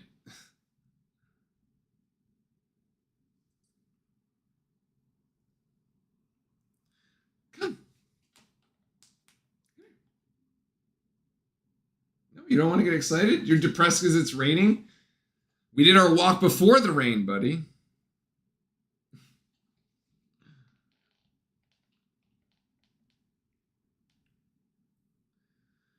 But yeah, this is a very good rebound here by, oh my God, really good timeout. Sorry, words. Really good timeout by Pat Kelsey.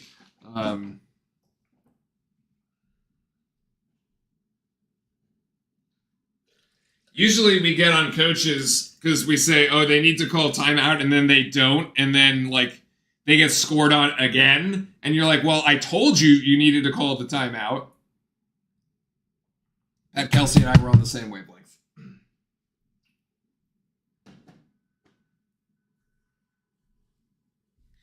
Regardless of what happens this game without Coop will be invaluable in making the team even better when he returns.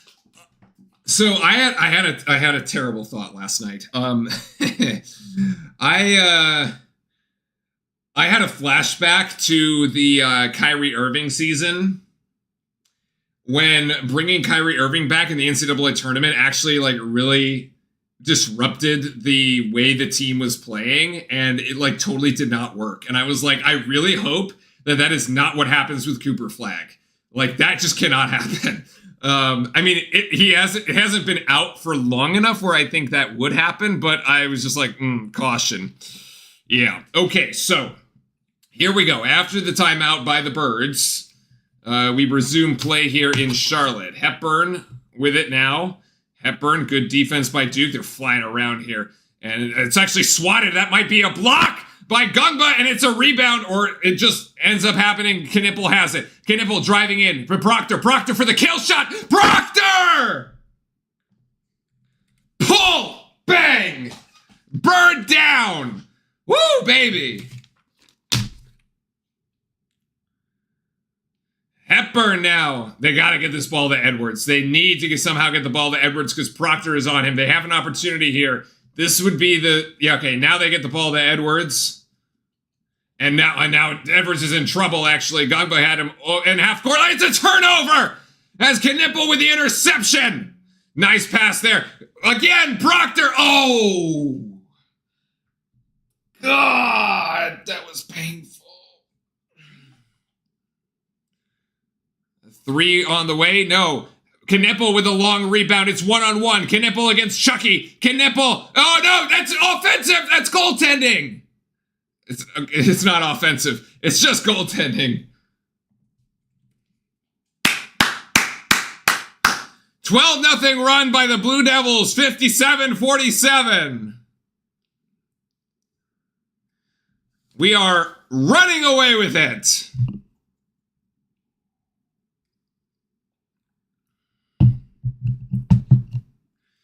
Proctor with 15 right now. Who it's like, I'm not going to scroll up in chat, but somebody said we need Proctor for 20. Good call. He's got 15. And Knipple with 16 to 17. He's got 14. James has 13. It's actually the usual suspects. I'm really surprised. I'd like to see more contributions from some of the other guys, to be fair. More points from Malawach and Gungba would be nice. Evans would be nice, too. Why is it in the seasons when Duke can win the ACC regular season title, the teams at the top are very good, but when... Okay, hold on. The teams at the top are very good, but when they're like in 5th place in their own conference, the teams at the top aren't.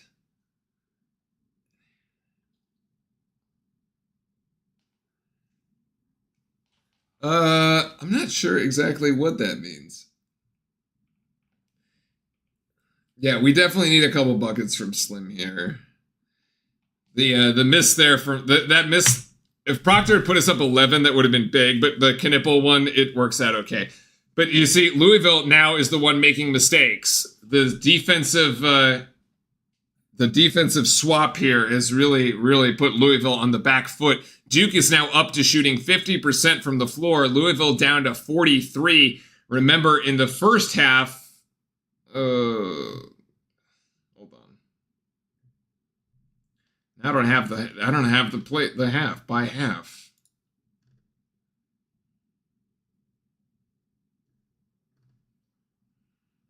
my God, the stats is terrible. Means when Duke goes to the regular season title, it's always a close race for no... Oh, it's always a close race for no reason.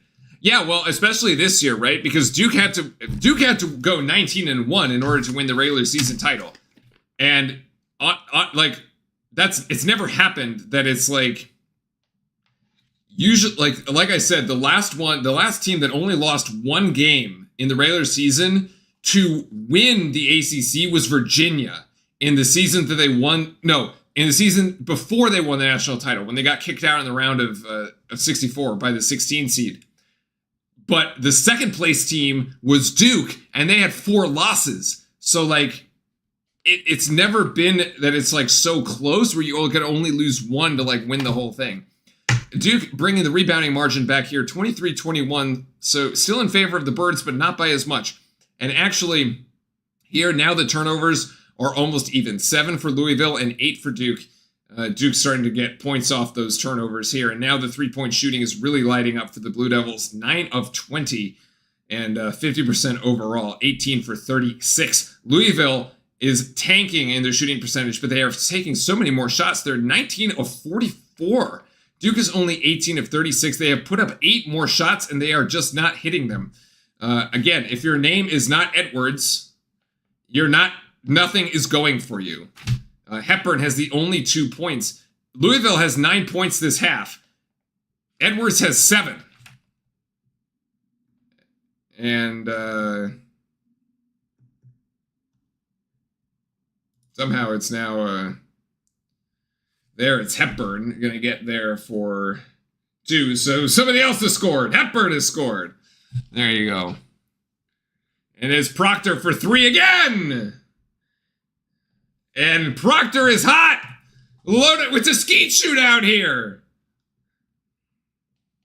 6 of 12. He's back to 50%. 6 made 3-point is actually a career high. Wow. Duke by 11. And now Proctor on Edwards again. And now they brought Gungba. So now they're bringing the double team on Edwards. They're saying anybody but Edwards. Trying to get the ball out of Edwards' hands. And now it's Gillis. And they're Gungba. And oh my God, I can't believe Edwards actually got this back. Oh my God, man. How does Edwards get that back? That was a blocked shot, man. Edwards gets his own block back. His own block shot back. That is incredible.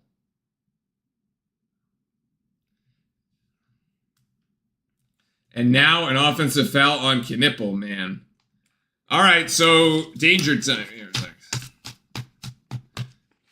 one more make from 3, and Duke will be at 50% from 3, yeah.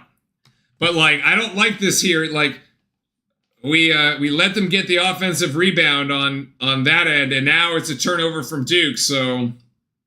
9-point game here. Louisville not going to go away. 9:55 left. Here's Hepburn. Gives it up. Knipple, good defense here. Oh, swatted by Malowacz. And in the hands of Proctor. Now to Knipple. Everybody's on the floor. And Edwards now somehow has it. Oh my God. Held. And it's going to go back to Louisville on the alternating possession. So lucky. So lucky. This is 2 possessions in a row that should have been empty possessions for Louisville. They're going to get extra shots off.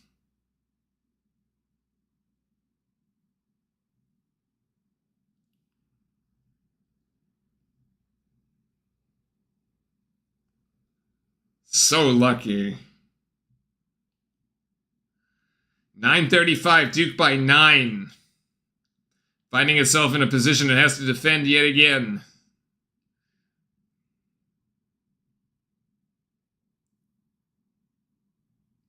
I don't know what the holdup is here. I don't know what the refs are talking about.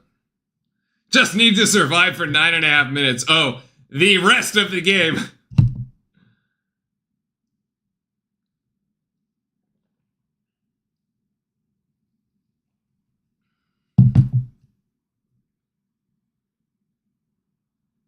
I don't know what they're talking about.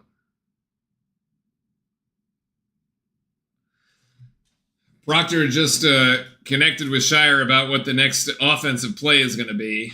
Apparently has to do something with his afro. Something with the hair. 3 with the hair. 3 in the hair. All right. Inbounding here. Edwards gets it right back from Hepburn. And now to Hepburn here. And now to Edwards. There is this high screen by Scott. And they switch Malawach onto him. They're going to bring a double team. No. Hepburn tries to chuck it down, but no. Hepburn will take it himself, and he'll miss. And that is corralled by Malawach there on the rebound. Duke on a 5-on-4 at the moment. James off to Proctor as Hepburn finally recovers. Proctor, real tough, real tough. Almost got the and one to go. It'll be a foul on Chucky. And Proctor will go to the free throw line. I love the aggressiveness. Proctor is playing with animal spirits right now, man. He's got the kangaroo in him. I mean, he is all over the place.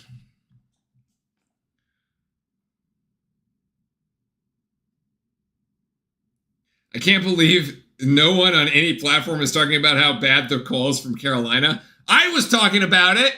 This counts. I was openly critiquing the refs. We get to do that on this channel. Oh, Tyrese, man. Just, you can't do me like this. This is...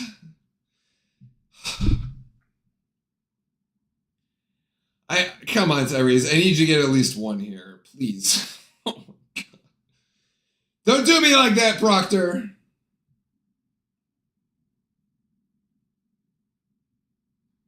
Oh my God, he missed them both. He gets his own rebound, though. Knipple for 3. Khan can't get it. Oh, he's just not. He hasn't hit from 3. Khan can't get it from 3. It hasn't been his day. 0 for 4. Edwards now. Going left, going right, going left. Edwards to Traore. Gets stuck. Almost a steal. Great defense here by Duke. It's really like... This is just going... Oh, no! Offensive foul! Offensive foul!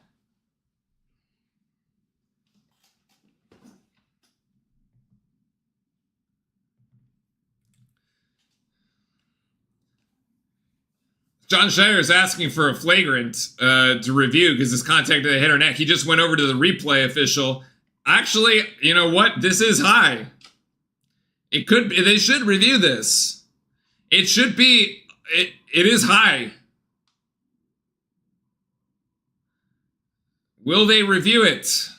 Yeah, John Shire working the replay official.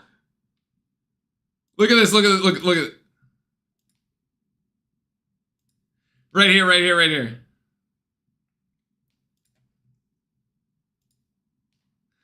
Here you go.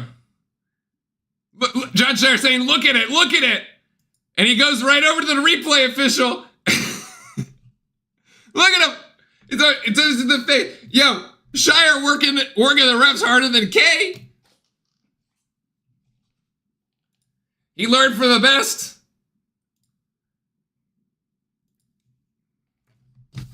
This is a flagrant. This is flagrant. We get the ball anyway, but I'll take the 2 free throws, especially for Sion James to go to the free throw line. Oh, they're just going to leave it as a common offensive foul. All right, fine. Khan still can't figure out the Spalding ball. Not today. Yesterday he figured...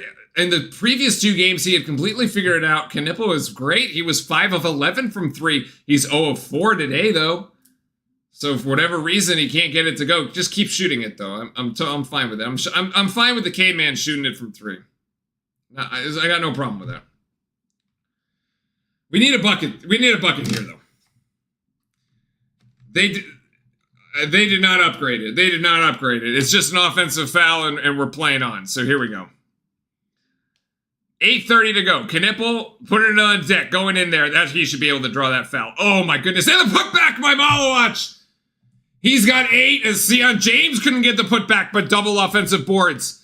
And Duke ends up with 2. 11-point game as we start to tick, getting closer to 8 minutes. Here's Waterman. I mean, Duke is everywhere, man. The defensive energy by Duke is off the charts right now. Oh my, Edwards can't, I mean, look at Malawach with the wingspan and the arms. Oh, it's a block! Get out! 6 seconds here for Louisville. Actually, we've hit the media timeout. We'll pick up this possession when we get back on the other side. And by that, I mean we'll just keep talking about it because it was amazing. I mean, this is beautiful. This is beautiful. You put the longer model watch. I mean, the wingspan, you just can't handle it. Stay in vertical. Stay in vertical. Swat it, man. What a luxury to have model. I mean, our guys are so good. Our guys are so good, man. It's great. I love this team so much. I love this team so much. Skylark, the problem is that it's too difficult to stay in sync with other people. You can't sync up the broadcasts. And so, like, somebody's always ahead or behind, and it's really awkward. But yes, I would love it. They were saving defense for the second half. We did talk about, like, I did say that, like, I really hope our defense isn't the Carolina second half defense and it's the Carolina first half defense. And we definitely got the Carolina first half defense. So right now with Louisville's they have 13 points in 12 minutes of play. It's insanity, right? It's like literally a point a minute after they put up 38 on us. I mean, it's kind of crazy. John Shire adds to the tallest team in the country because he's 6'5". No, I don't think the coach counts, but I like the thinking. I like the thinking. I like the thinking. I want to see Malawatch right now. How many blocks does this kid have? Because it's like, oh, he's only 2 blocks. I feel like there's more. I feel like Malawatch should have more he deserves more than 2 blocks. 9 rebounds, 5 offensive, 4 defensive, 8 points. It's a double-double waiting to happen. 2 blocks, no steals. I feel like he's been cheated out of a couple blocks, honestly. I feel like he's really been cheated out of some blocks. Gongba's the one that has 3. Okay, Duke with 5 in total. But yeah, okay, so maybe they've been going all to Gongba tonight.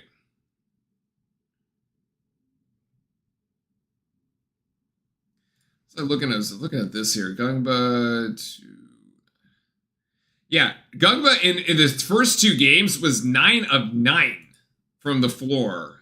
Okay, 9 of 9. He's 0 of 1 tonight. So Gongba is 9 of 10 from the floor in this tournament. It's pretty crazy.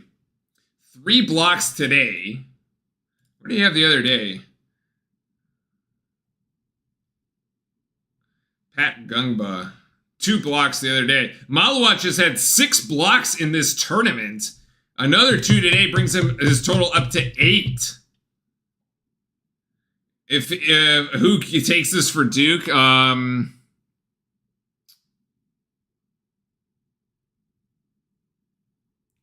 Actually, I think Knipple, because his point total is so much higher. Coming into today, Knipple had 45 points. Malawatch was second with 27, actually, and so Knipple right now has 14. He still has more.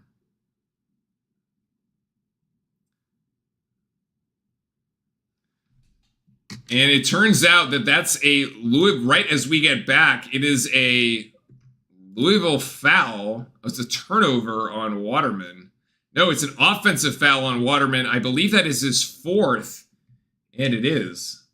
Offensive foul on Louisville coming out of the timeout. What a horrible way. You're down 11. You just had a media timeout to draw up a play, and you end up turning it over. We just need to put the nail in the coffin right here. Punish Louisville for that terrible mistake of this turnover. I don't care if it's a 2 or a 3, but nail in the coffin right now. That's a foul. That's a foul on Hepburn. That's his 4th. So it's 4 on Hepburn and 4 on Waterman, and Proctor will go to the free throw line for an and 1. Oh my God, for a 1 and 1. I've also had to go back to back to back 3 days straight, chat. My mind is... I'm losing it.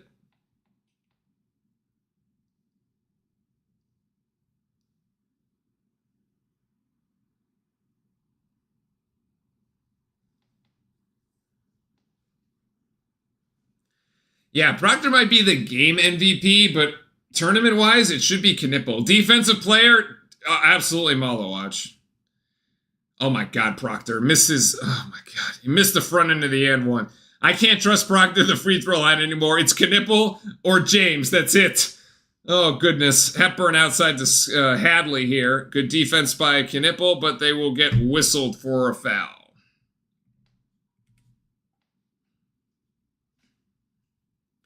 $7:26, plenty of time for a lot can happen here. Look, if we're up by 11 by the time we hit the under 4 media timeout, I'll feel okay about this. Right now, not so much. Right now, it's like you're only up 9 because you just blew it at the free throw line.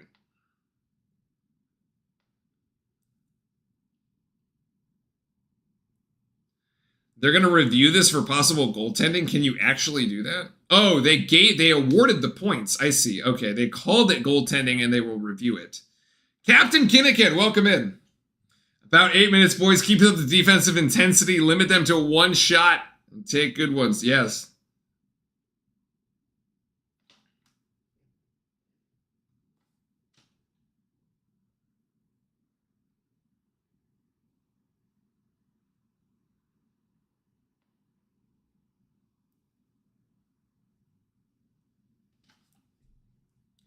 Let's hope Shire does like Kate. It didn't becomes better than his coach, and he.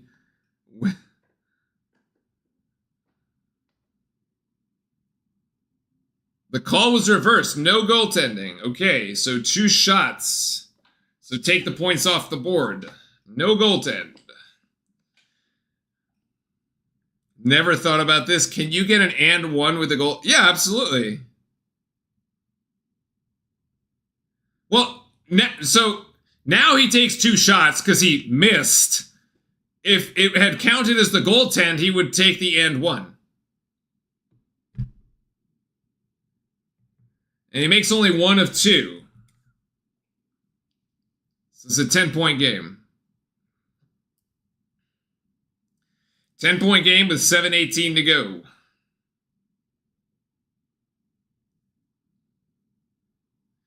Nice little turn there by Knipple. Proctor for 3-0. Couldn't get it. I don't like that shot at all. It's a one and done for Duke, so it's an opportunity here for Louisville on this possession, unless Duke comes up with a big defensive stop. Good play against Edwards, who's really been struggling here. We've really clamped him down. Here's Hepburn. Hepburn has a lane to the basket if he wants it. Tough shot. Rebound lands in the lap of Proctor, so there was the Duke defensive possession that we needed. I would take the air out of the ball here, too, by the way. I'd take this down. Knipple off the curl. Oh, he's going to get to the basket. Yes, he's going to get to the basket. Oh, that was such an easy one to call. I mean, Knipple's so explosive off the dribble. 16 points so far. Going on Edwards. Oh, Malowacz almost got to that. And now he'll get the rebound, actually. Louisville empty. This could be the kill shot. Right here. Shire telling him to slow it down. That's the 10th rebound for Malowacz. Shire wants the time to come off the clock. Shire wants a full 30 seconds here. They're going to try for the pick and roll? No? Yeah, okay, now we're going to initiate offense with 10 seconds to go. Now we can do it. Gillis for 3. He hasn't hit one yet. Not quite, actually. Still Duke by 12, but we took a full 30, more or less. 5:45 to go. Good denial there by James as they tried to get it inside to Hepburn, but couldn't. Here's Edwards for 3. He probably makes it. Yep. Damn it. Oh, we let Edwards get loose. Timeout. Timeout, Louisville. Damn it. We let Hepburn get loose. We let Edwards get loose. If Shire stays half as long as Coach K, then he will be the last of a dying era. I hope Shire stays. I mean, he's got to win us the title, but I haven't seen any reason not to.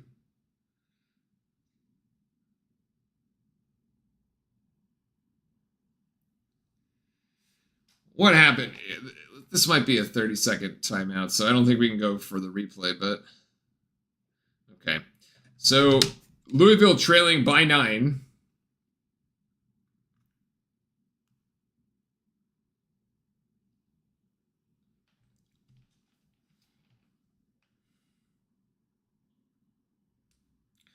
We're in a decent spot, but we got to close this out. 5:36, Duke by 9. 64. I don't think Louisville makes it to 70. 75 definitely wins you the game, as it did last night. I think 70 actually wins you the game too, though. So if we get to 70, I think you're in good shape. 70, I'm going to call 70 wins you the game.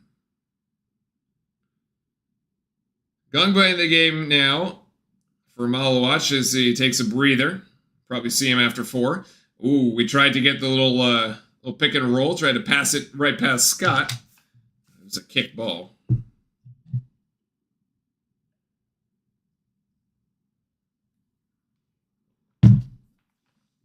Bird's only with 1 timeout. Duke with the arrow. Slim, haven't seen him at all in the second half, really. He's on the bench. Hope he's not injured. Malawach getting some attention from the trainer, actually. Maybe a little bit of cramping or something. Gongba trying to drive in. Oh my gosh. Gongba just put Edwards in the blender. Patrick Gongba just manhandled Edwards. That was impressive, actually. 11.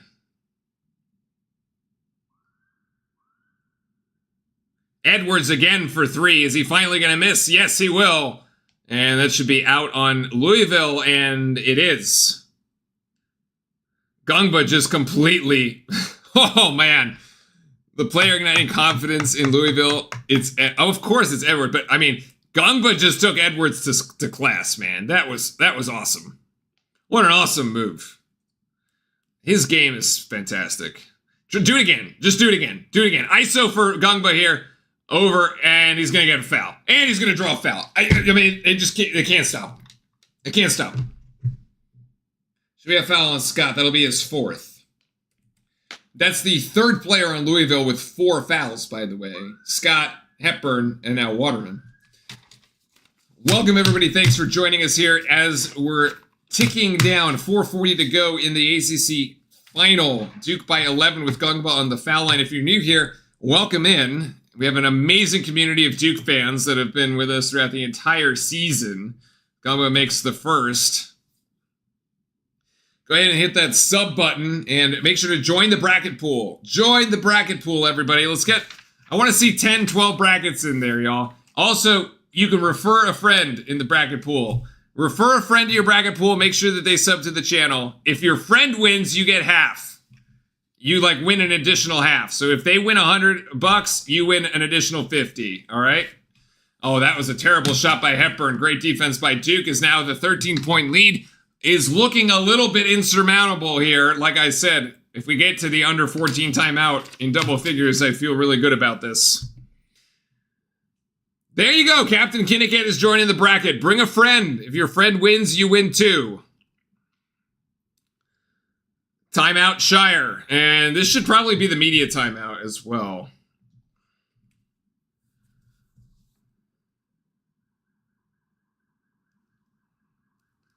$68.55.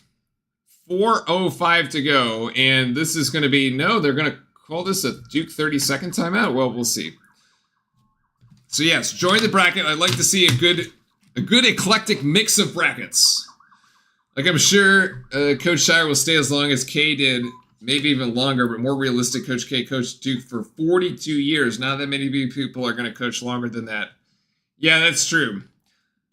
I mean, but the thing is, if Shire keeps winning, he can stay for as long as he wants, right? If he's winning national titles once a decade, and winning ACC and recruiting the best, fine, right? But yeah, the longevity is very impressive. I mean, it's a great start. Shire is a fantastic pick.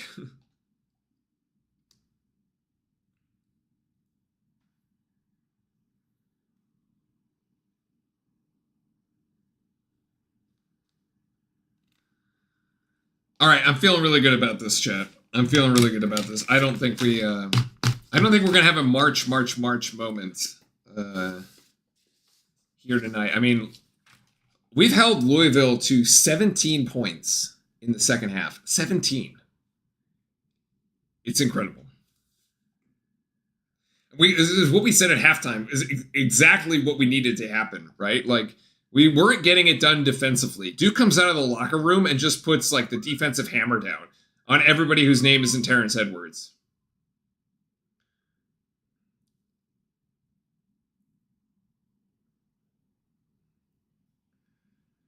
Great game for him, but unfortunately, the rest of his team wasn't able to help him out here.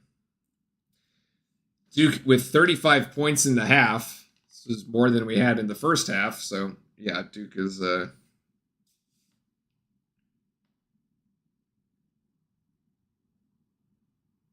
so Duke is going to win the ACC regular season. We're going to win the ACC tournament.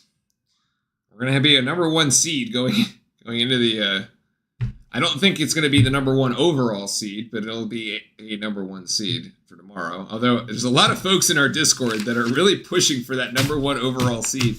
I personally do not think it really matters one way or the other. If you're the #1 overall, if you're the second overall, you're a 1 seed, you're a 1 seed. You got a base. You basically get a bye in the first round, although we've now had 2 16 teams to win, so we really don't want that to happen. But, all right, here we go. 4 minutes and 5 seconds to win a title.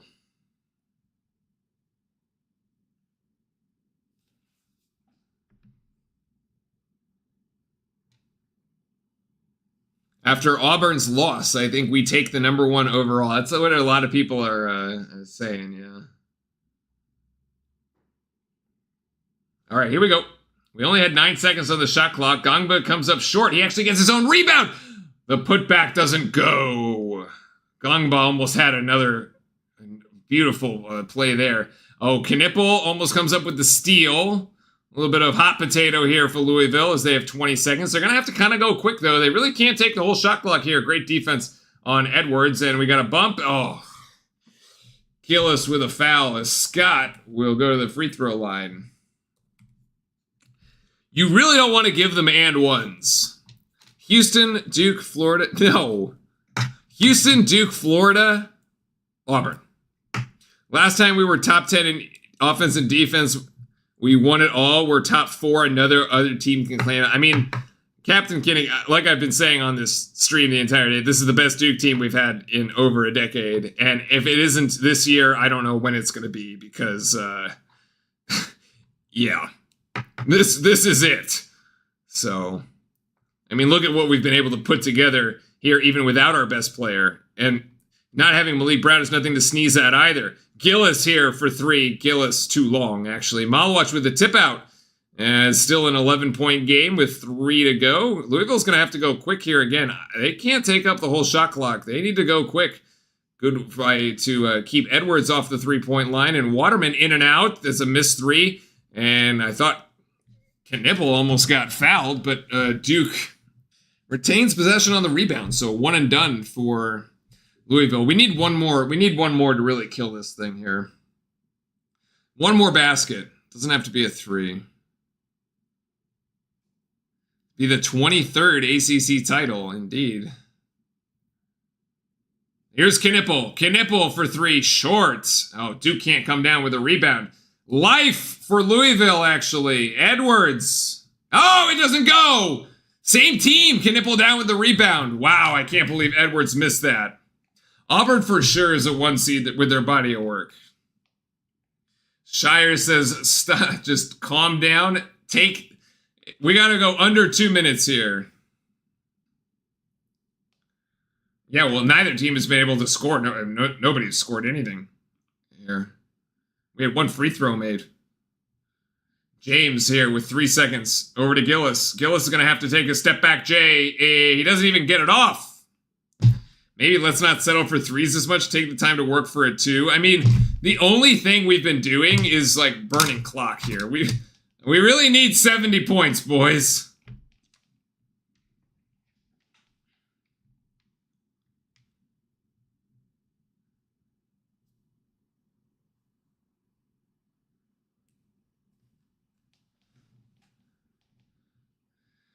right, and Duke needs another defensive stop here to really clamp it down. You can do this on offense or defense. Oh, Gillis with the theft! What a steal by Mason Gillis. That's another 30. Yeah, now they don't. Now Louisville's going to have to foul you. If they want to stay in this thing, they have to foul you. There's no way. I don't want to see us settle for a 3, by the way. Like Russman says, take it to the rim. Take it to the rim. Get an offensive rebound. Proctor with the shot fake. Proctor for 3. Nothing. Oh my God. We are inting. We're just like, oh, we're just letting like Louisville back into it. Proctor. Oh. I really don't like how we ended this game. Like, we're just like 0 for our last 5. It's just like, oh my gosh.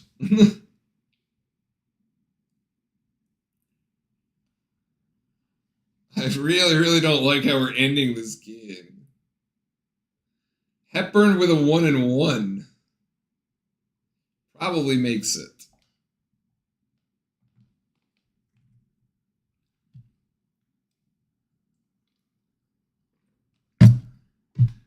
Hepburn missed the second one. So Louisville has gone 2 of its last 4 at the free throw line, and now they're bringing the press. They're trying to make something happen here. 3 seconds to get it over the timeline. Call timeout. Yeah. Call timeout. Do not get a 10-second call here. This is... Although, I don't actually... Okay, what's the rule here, chat? Do you... After you re-inbound the ball, do you only have 1 second to get it over the timeline? Or do you have another 10? Does the clock reset? I don't know if I've ever seen this happen like this.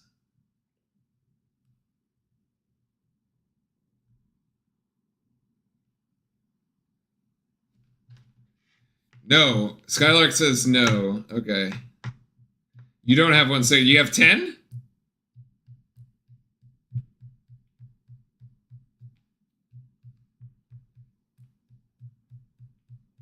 This feels like the UNC game, burning clock, unable to score, and just hoping they don't catch us. Yeah, we're just kind of like heavy breathing, holding on for dear life.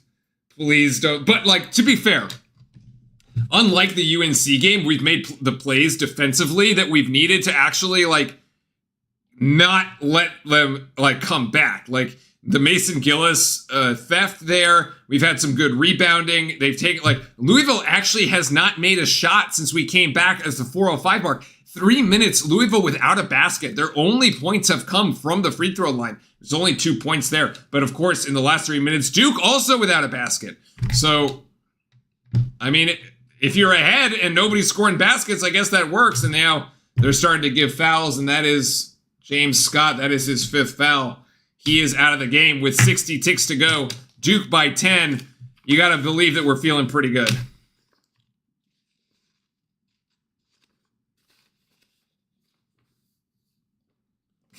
You know what the lane violation makes me think of? It's when Washington kept on getting the tush push, the flag on the tush push.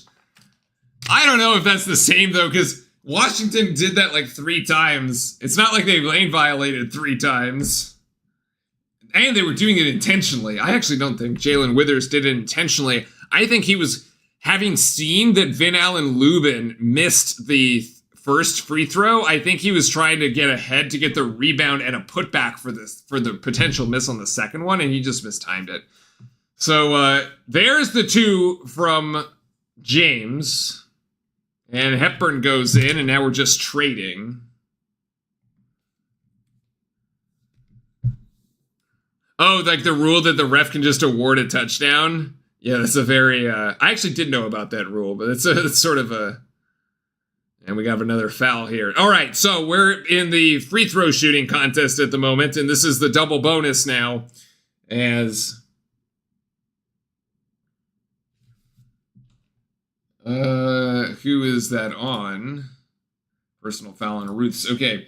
So Proctor to the free throw line. He will have 2 shots regardless here. So let's see. So tomorrow is the bracket selection. We can probably we'll probably just do a stream for an hour just to see where Duke ends up.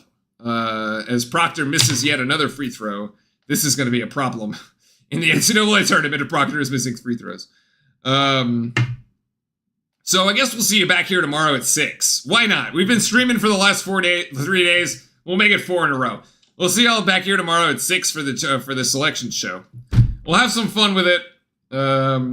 As Proctor makes that. We'll see who's in our region, where everybody else ends up. Maybe I'll make a bracket on stream, and we'll see where it goes. So that should be a fun hour there for tomorrow. Tomorrow, 6 o'clock with the CBS bracket show, and then of course y'all can share your opinions on how things pan out. I'll be in Discord all day, so watching the finals of the Big Ten and SEC tomorrow as well. So if you're not in Discord, it's a fun place. We've been having some great conversations in Discord the last couple of days, and I'm sure that a lot of folks are the messages are gonna be flying once Thursday rolls around. That's for sure. And people are watching all the games. So it should be a fun time. But yeah, thanks everybody for joining us here tonight. It's been a great stream. We've had a lot of fun. Duke looks like we're going to hang on. I have to say, pretty incredible defensive performance by our Blue Devils here. 22 points for Louisville in the half.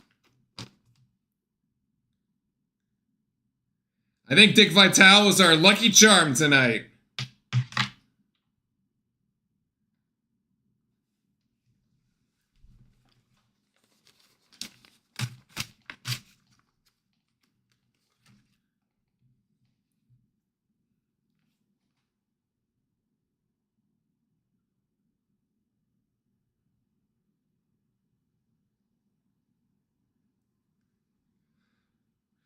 Yeah, last time he wasn't, but tonight he was. Duke is going to be the undisputed ACC champion. Regular season, tournament, there is no question. This is the team. 19-1. Almost an undefeated season if it wasn't for the slip up at Clemson.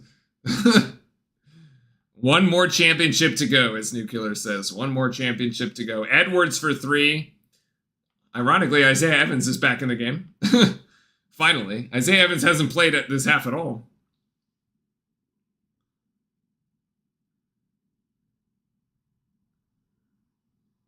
We have denied Louisville its first ACC championship. Edwards going to take 3 again, and he'll miss that. Chucky Hepburn with a rebound there. Still to Edwards. 20 seconds left. Going to have to put up another 3 in a second, or he will just try to go in and put up 2. That is 29 for Terrence Edwards, who almost went for 30. Evans hit 2 shots and decided to head out and call it a night. Yeah, man. That's what I don't understand, man. It's like, he had a good game against Georgia Tech. He had 4 threes, but like, yeah.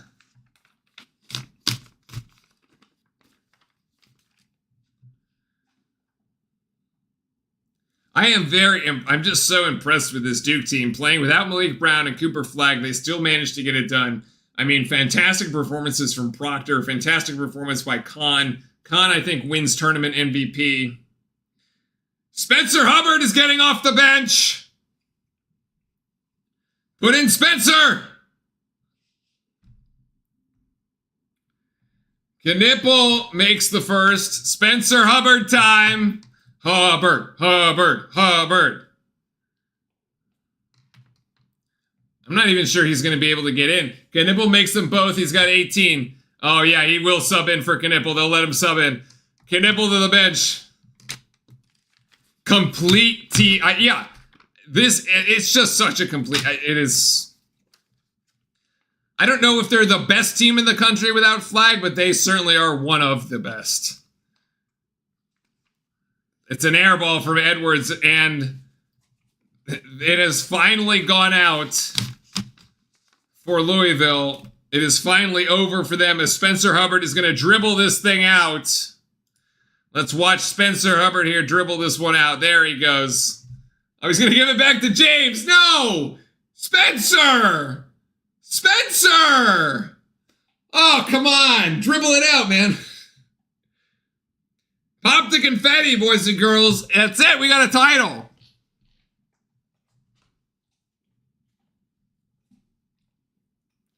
Incredible. Very well done by Duke. Man, we took the lead, man, and just did not look back.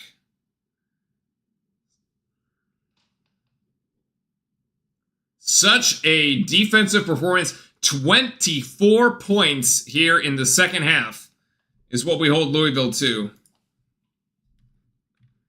24 points.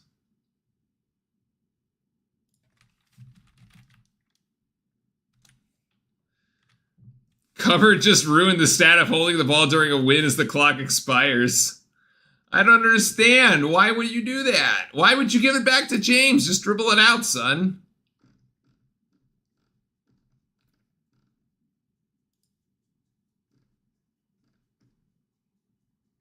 It's actually very similar to the game at Louisville, right? 37-33. It was, what, 38-33. And then Duke went 40-28. And in this game, we end up going 40-24. And we finished 76-62. I mean, basically within 3 points. Everybody scored just 3 less points. Almost exactly a mirror image of the game at Louisville. I did say 70 won the game. 70 was it.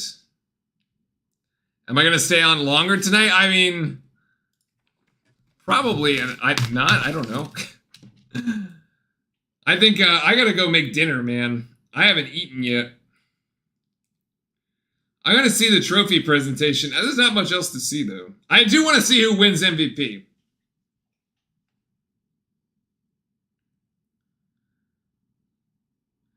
Not bad on the shirts here. What do we think about the style? What do we think? What do we think about the shirts, chat? Edwards walking out with confetti stuck on him.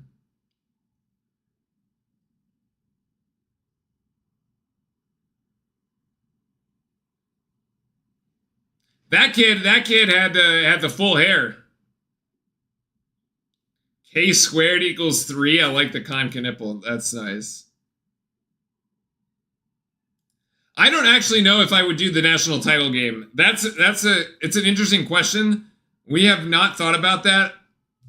We have not thought about this. I have people here locally that I would probably watch it with. The national title might be something else. We'll have to see. That'll be a game time decision.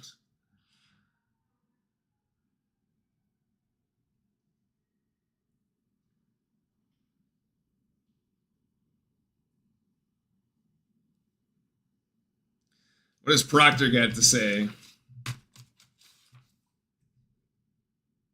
After receiving it and getting this in your freshman year, what does it feel like with this group to get it in this season? Yeah, it's special. We got a special team. We're on a special run, and I'm really proud of our guys, how we stepped up, Hope, Cooper, and Malik.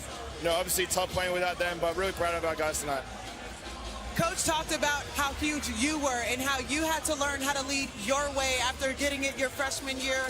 How gratifying is it for you understanding how integral you were to winning this game tonight? Yeah, I mean, I was with Jay Lucas every day this summer putting in work. You know, I miss him. He's obviously doing things at Miami now, but I think it's just constant work. We talk about Kaizen every day, and it's just getting 1% better. How cool was it to see Spencer Hubbard as well checking in with you, the only 2 players that were on that 2023 title team? Yeah, I mean, it's the reason we came back. It's the reason we came back, and I'm proud to spend, you know, every time he steps on the floor, he makes an impact and changes the game. And then your relationship with Coach Shire, just growing in. He talked about you guys coming in at the same time, growing to one another. What does it feel like to go through this and be challenged by him day in and day out? I mean, I trust Coach with all my heart. This is our first one, right? This is the first title for Shire, right? You know, I'm just glad I'm not crazy here. Thank you. Why would we not be the 1 seed? Well,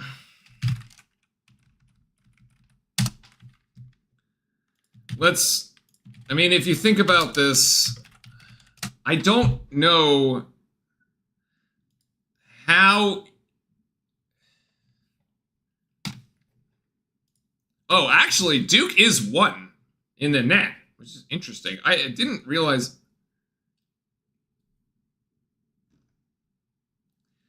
Okay, so, interestingly enough...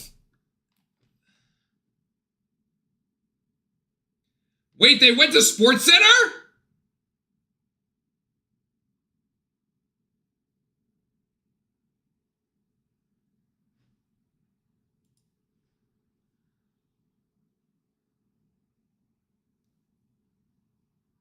Well, let's see if they go back to the trophy presentation.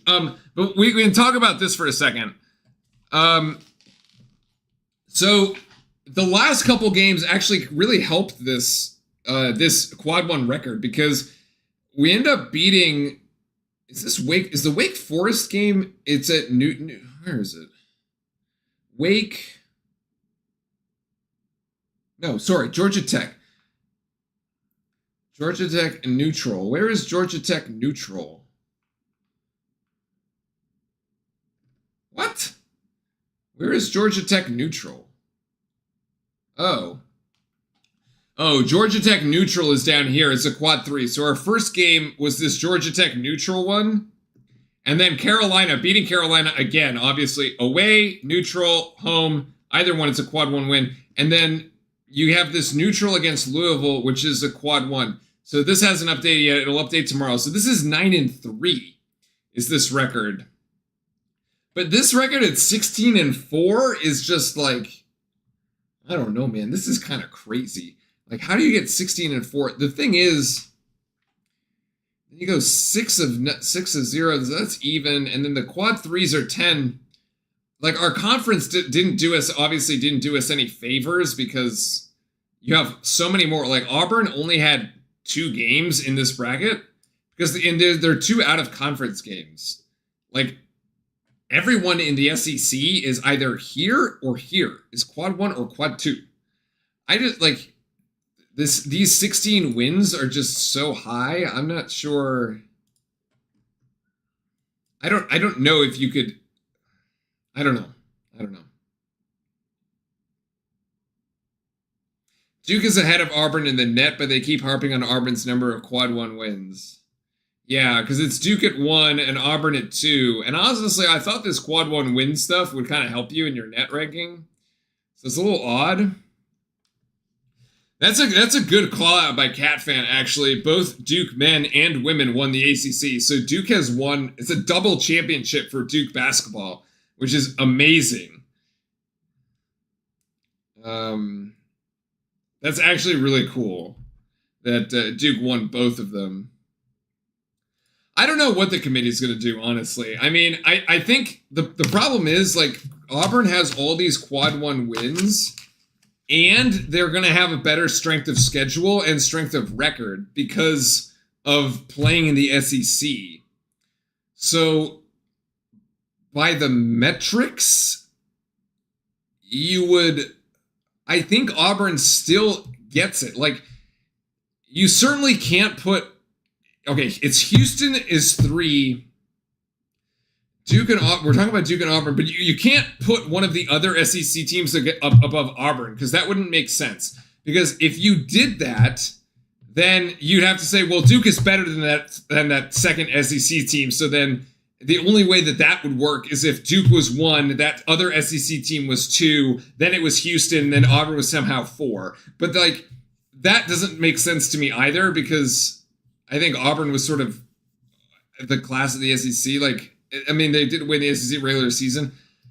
I think it goes Auburn, Duke, Houston, and then Florida. But I really don't. I really don't know if it matters. I just don't think it matters. I think Duke in the East region, with 2 games in Raleigh and then 2 games in Jersey, it was like right outside New York. I think that is what you want. And then the other thing that you want is you don't want Michigan State in the bracket. So whoever your 2 seed is, it's not Michigan State. And it might be somebody like an Alabama. And one thing to keep in mind for Alabama is, no, Brown is done for the season. And the interesting thing about Alabama is today they lost their big man, which I think had a lot to do with why the game really got away from them. What's his name? Grant. I can't remember. Is Grant something? But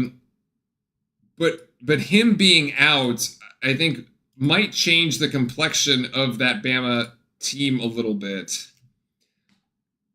And I don't know what his status for the NCAA tournament is going to be. And also, Kentucky is not at 100% either. They're also rather injured, and they ended up getting blown out last night.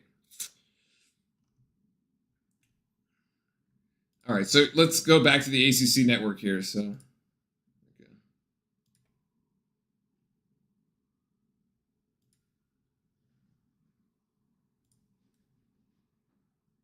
And I'm proud of Tyrese.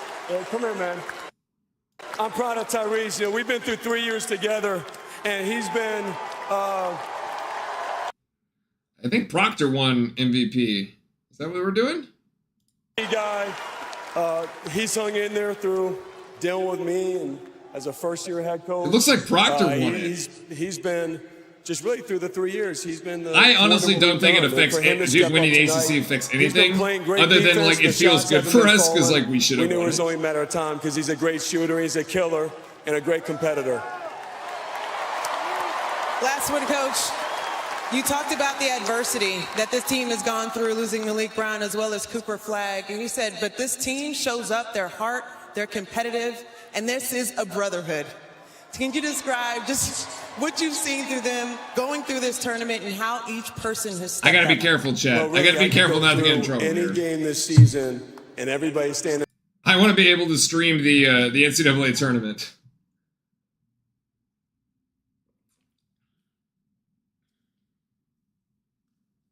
Oh, Duke did beat Auburn. Yeah, that is true.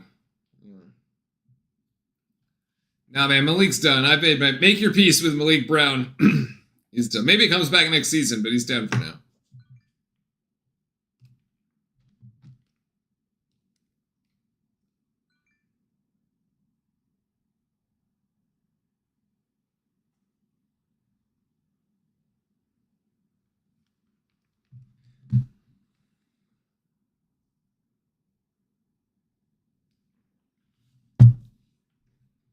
All right, let's do MVP. Tournament. MVP goes to outstanding performance this week. The most valuable player award goes to Con Kniffel. Con.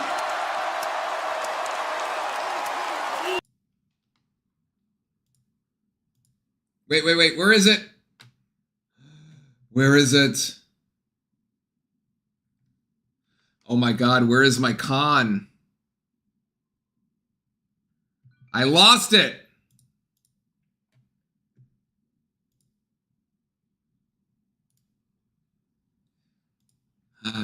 I lost my Con.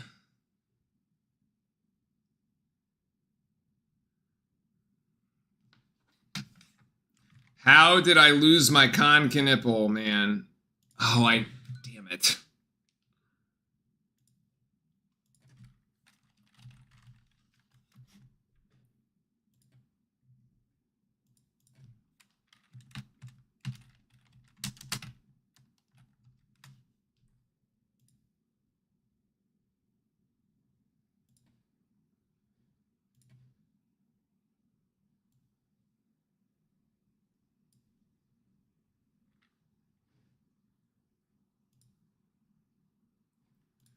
There it is. Con!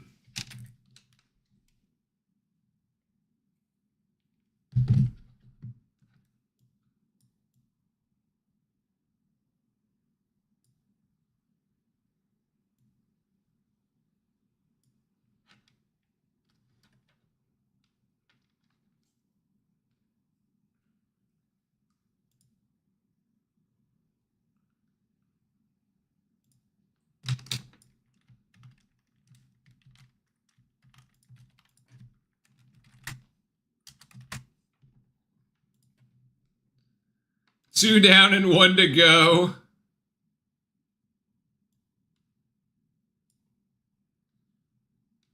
What?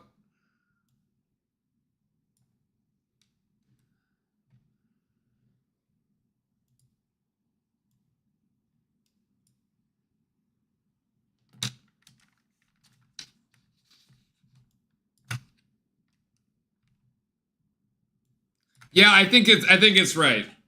I think the con is correct. The "We Want 6" chant going on in Charlotte. Gotta win 6 more to get the 6.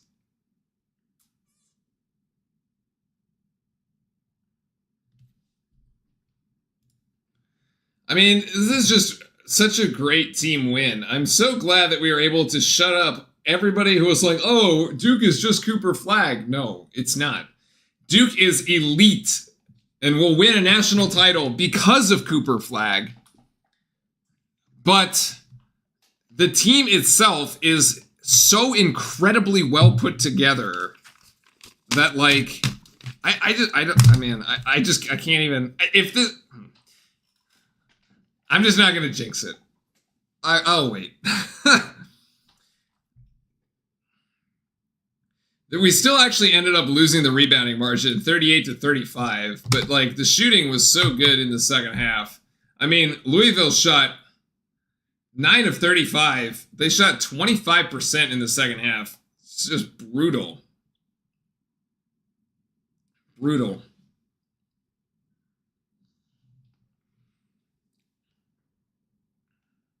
Shire has been the right guy since day one. We've been very consistent here. We have always been very consistent John Shire fans since day one. And I just, again, because he's the right guy at the right time to understand the NIL era. He gets it.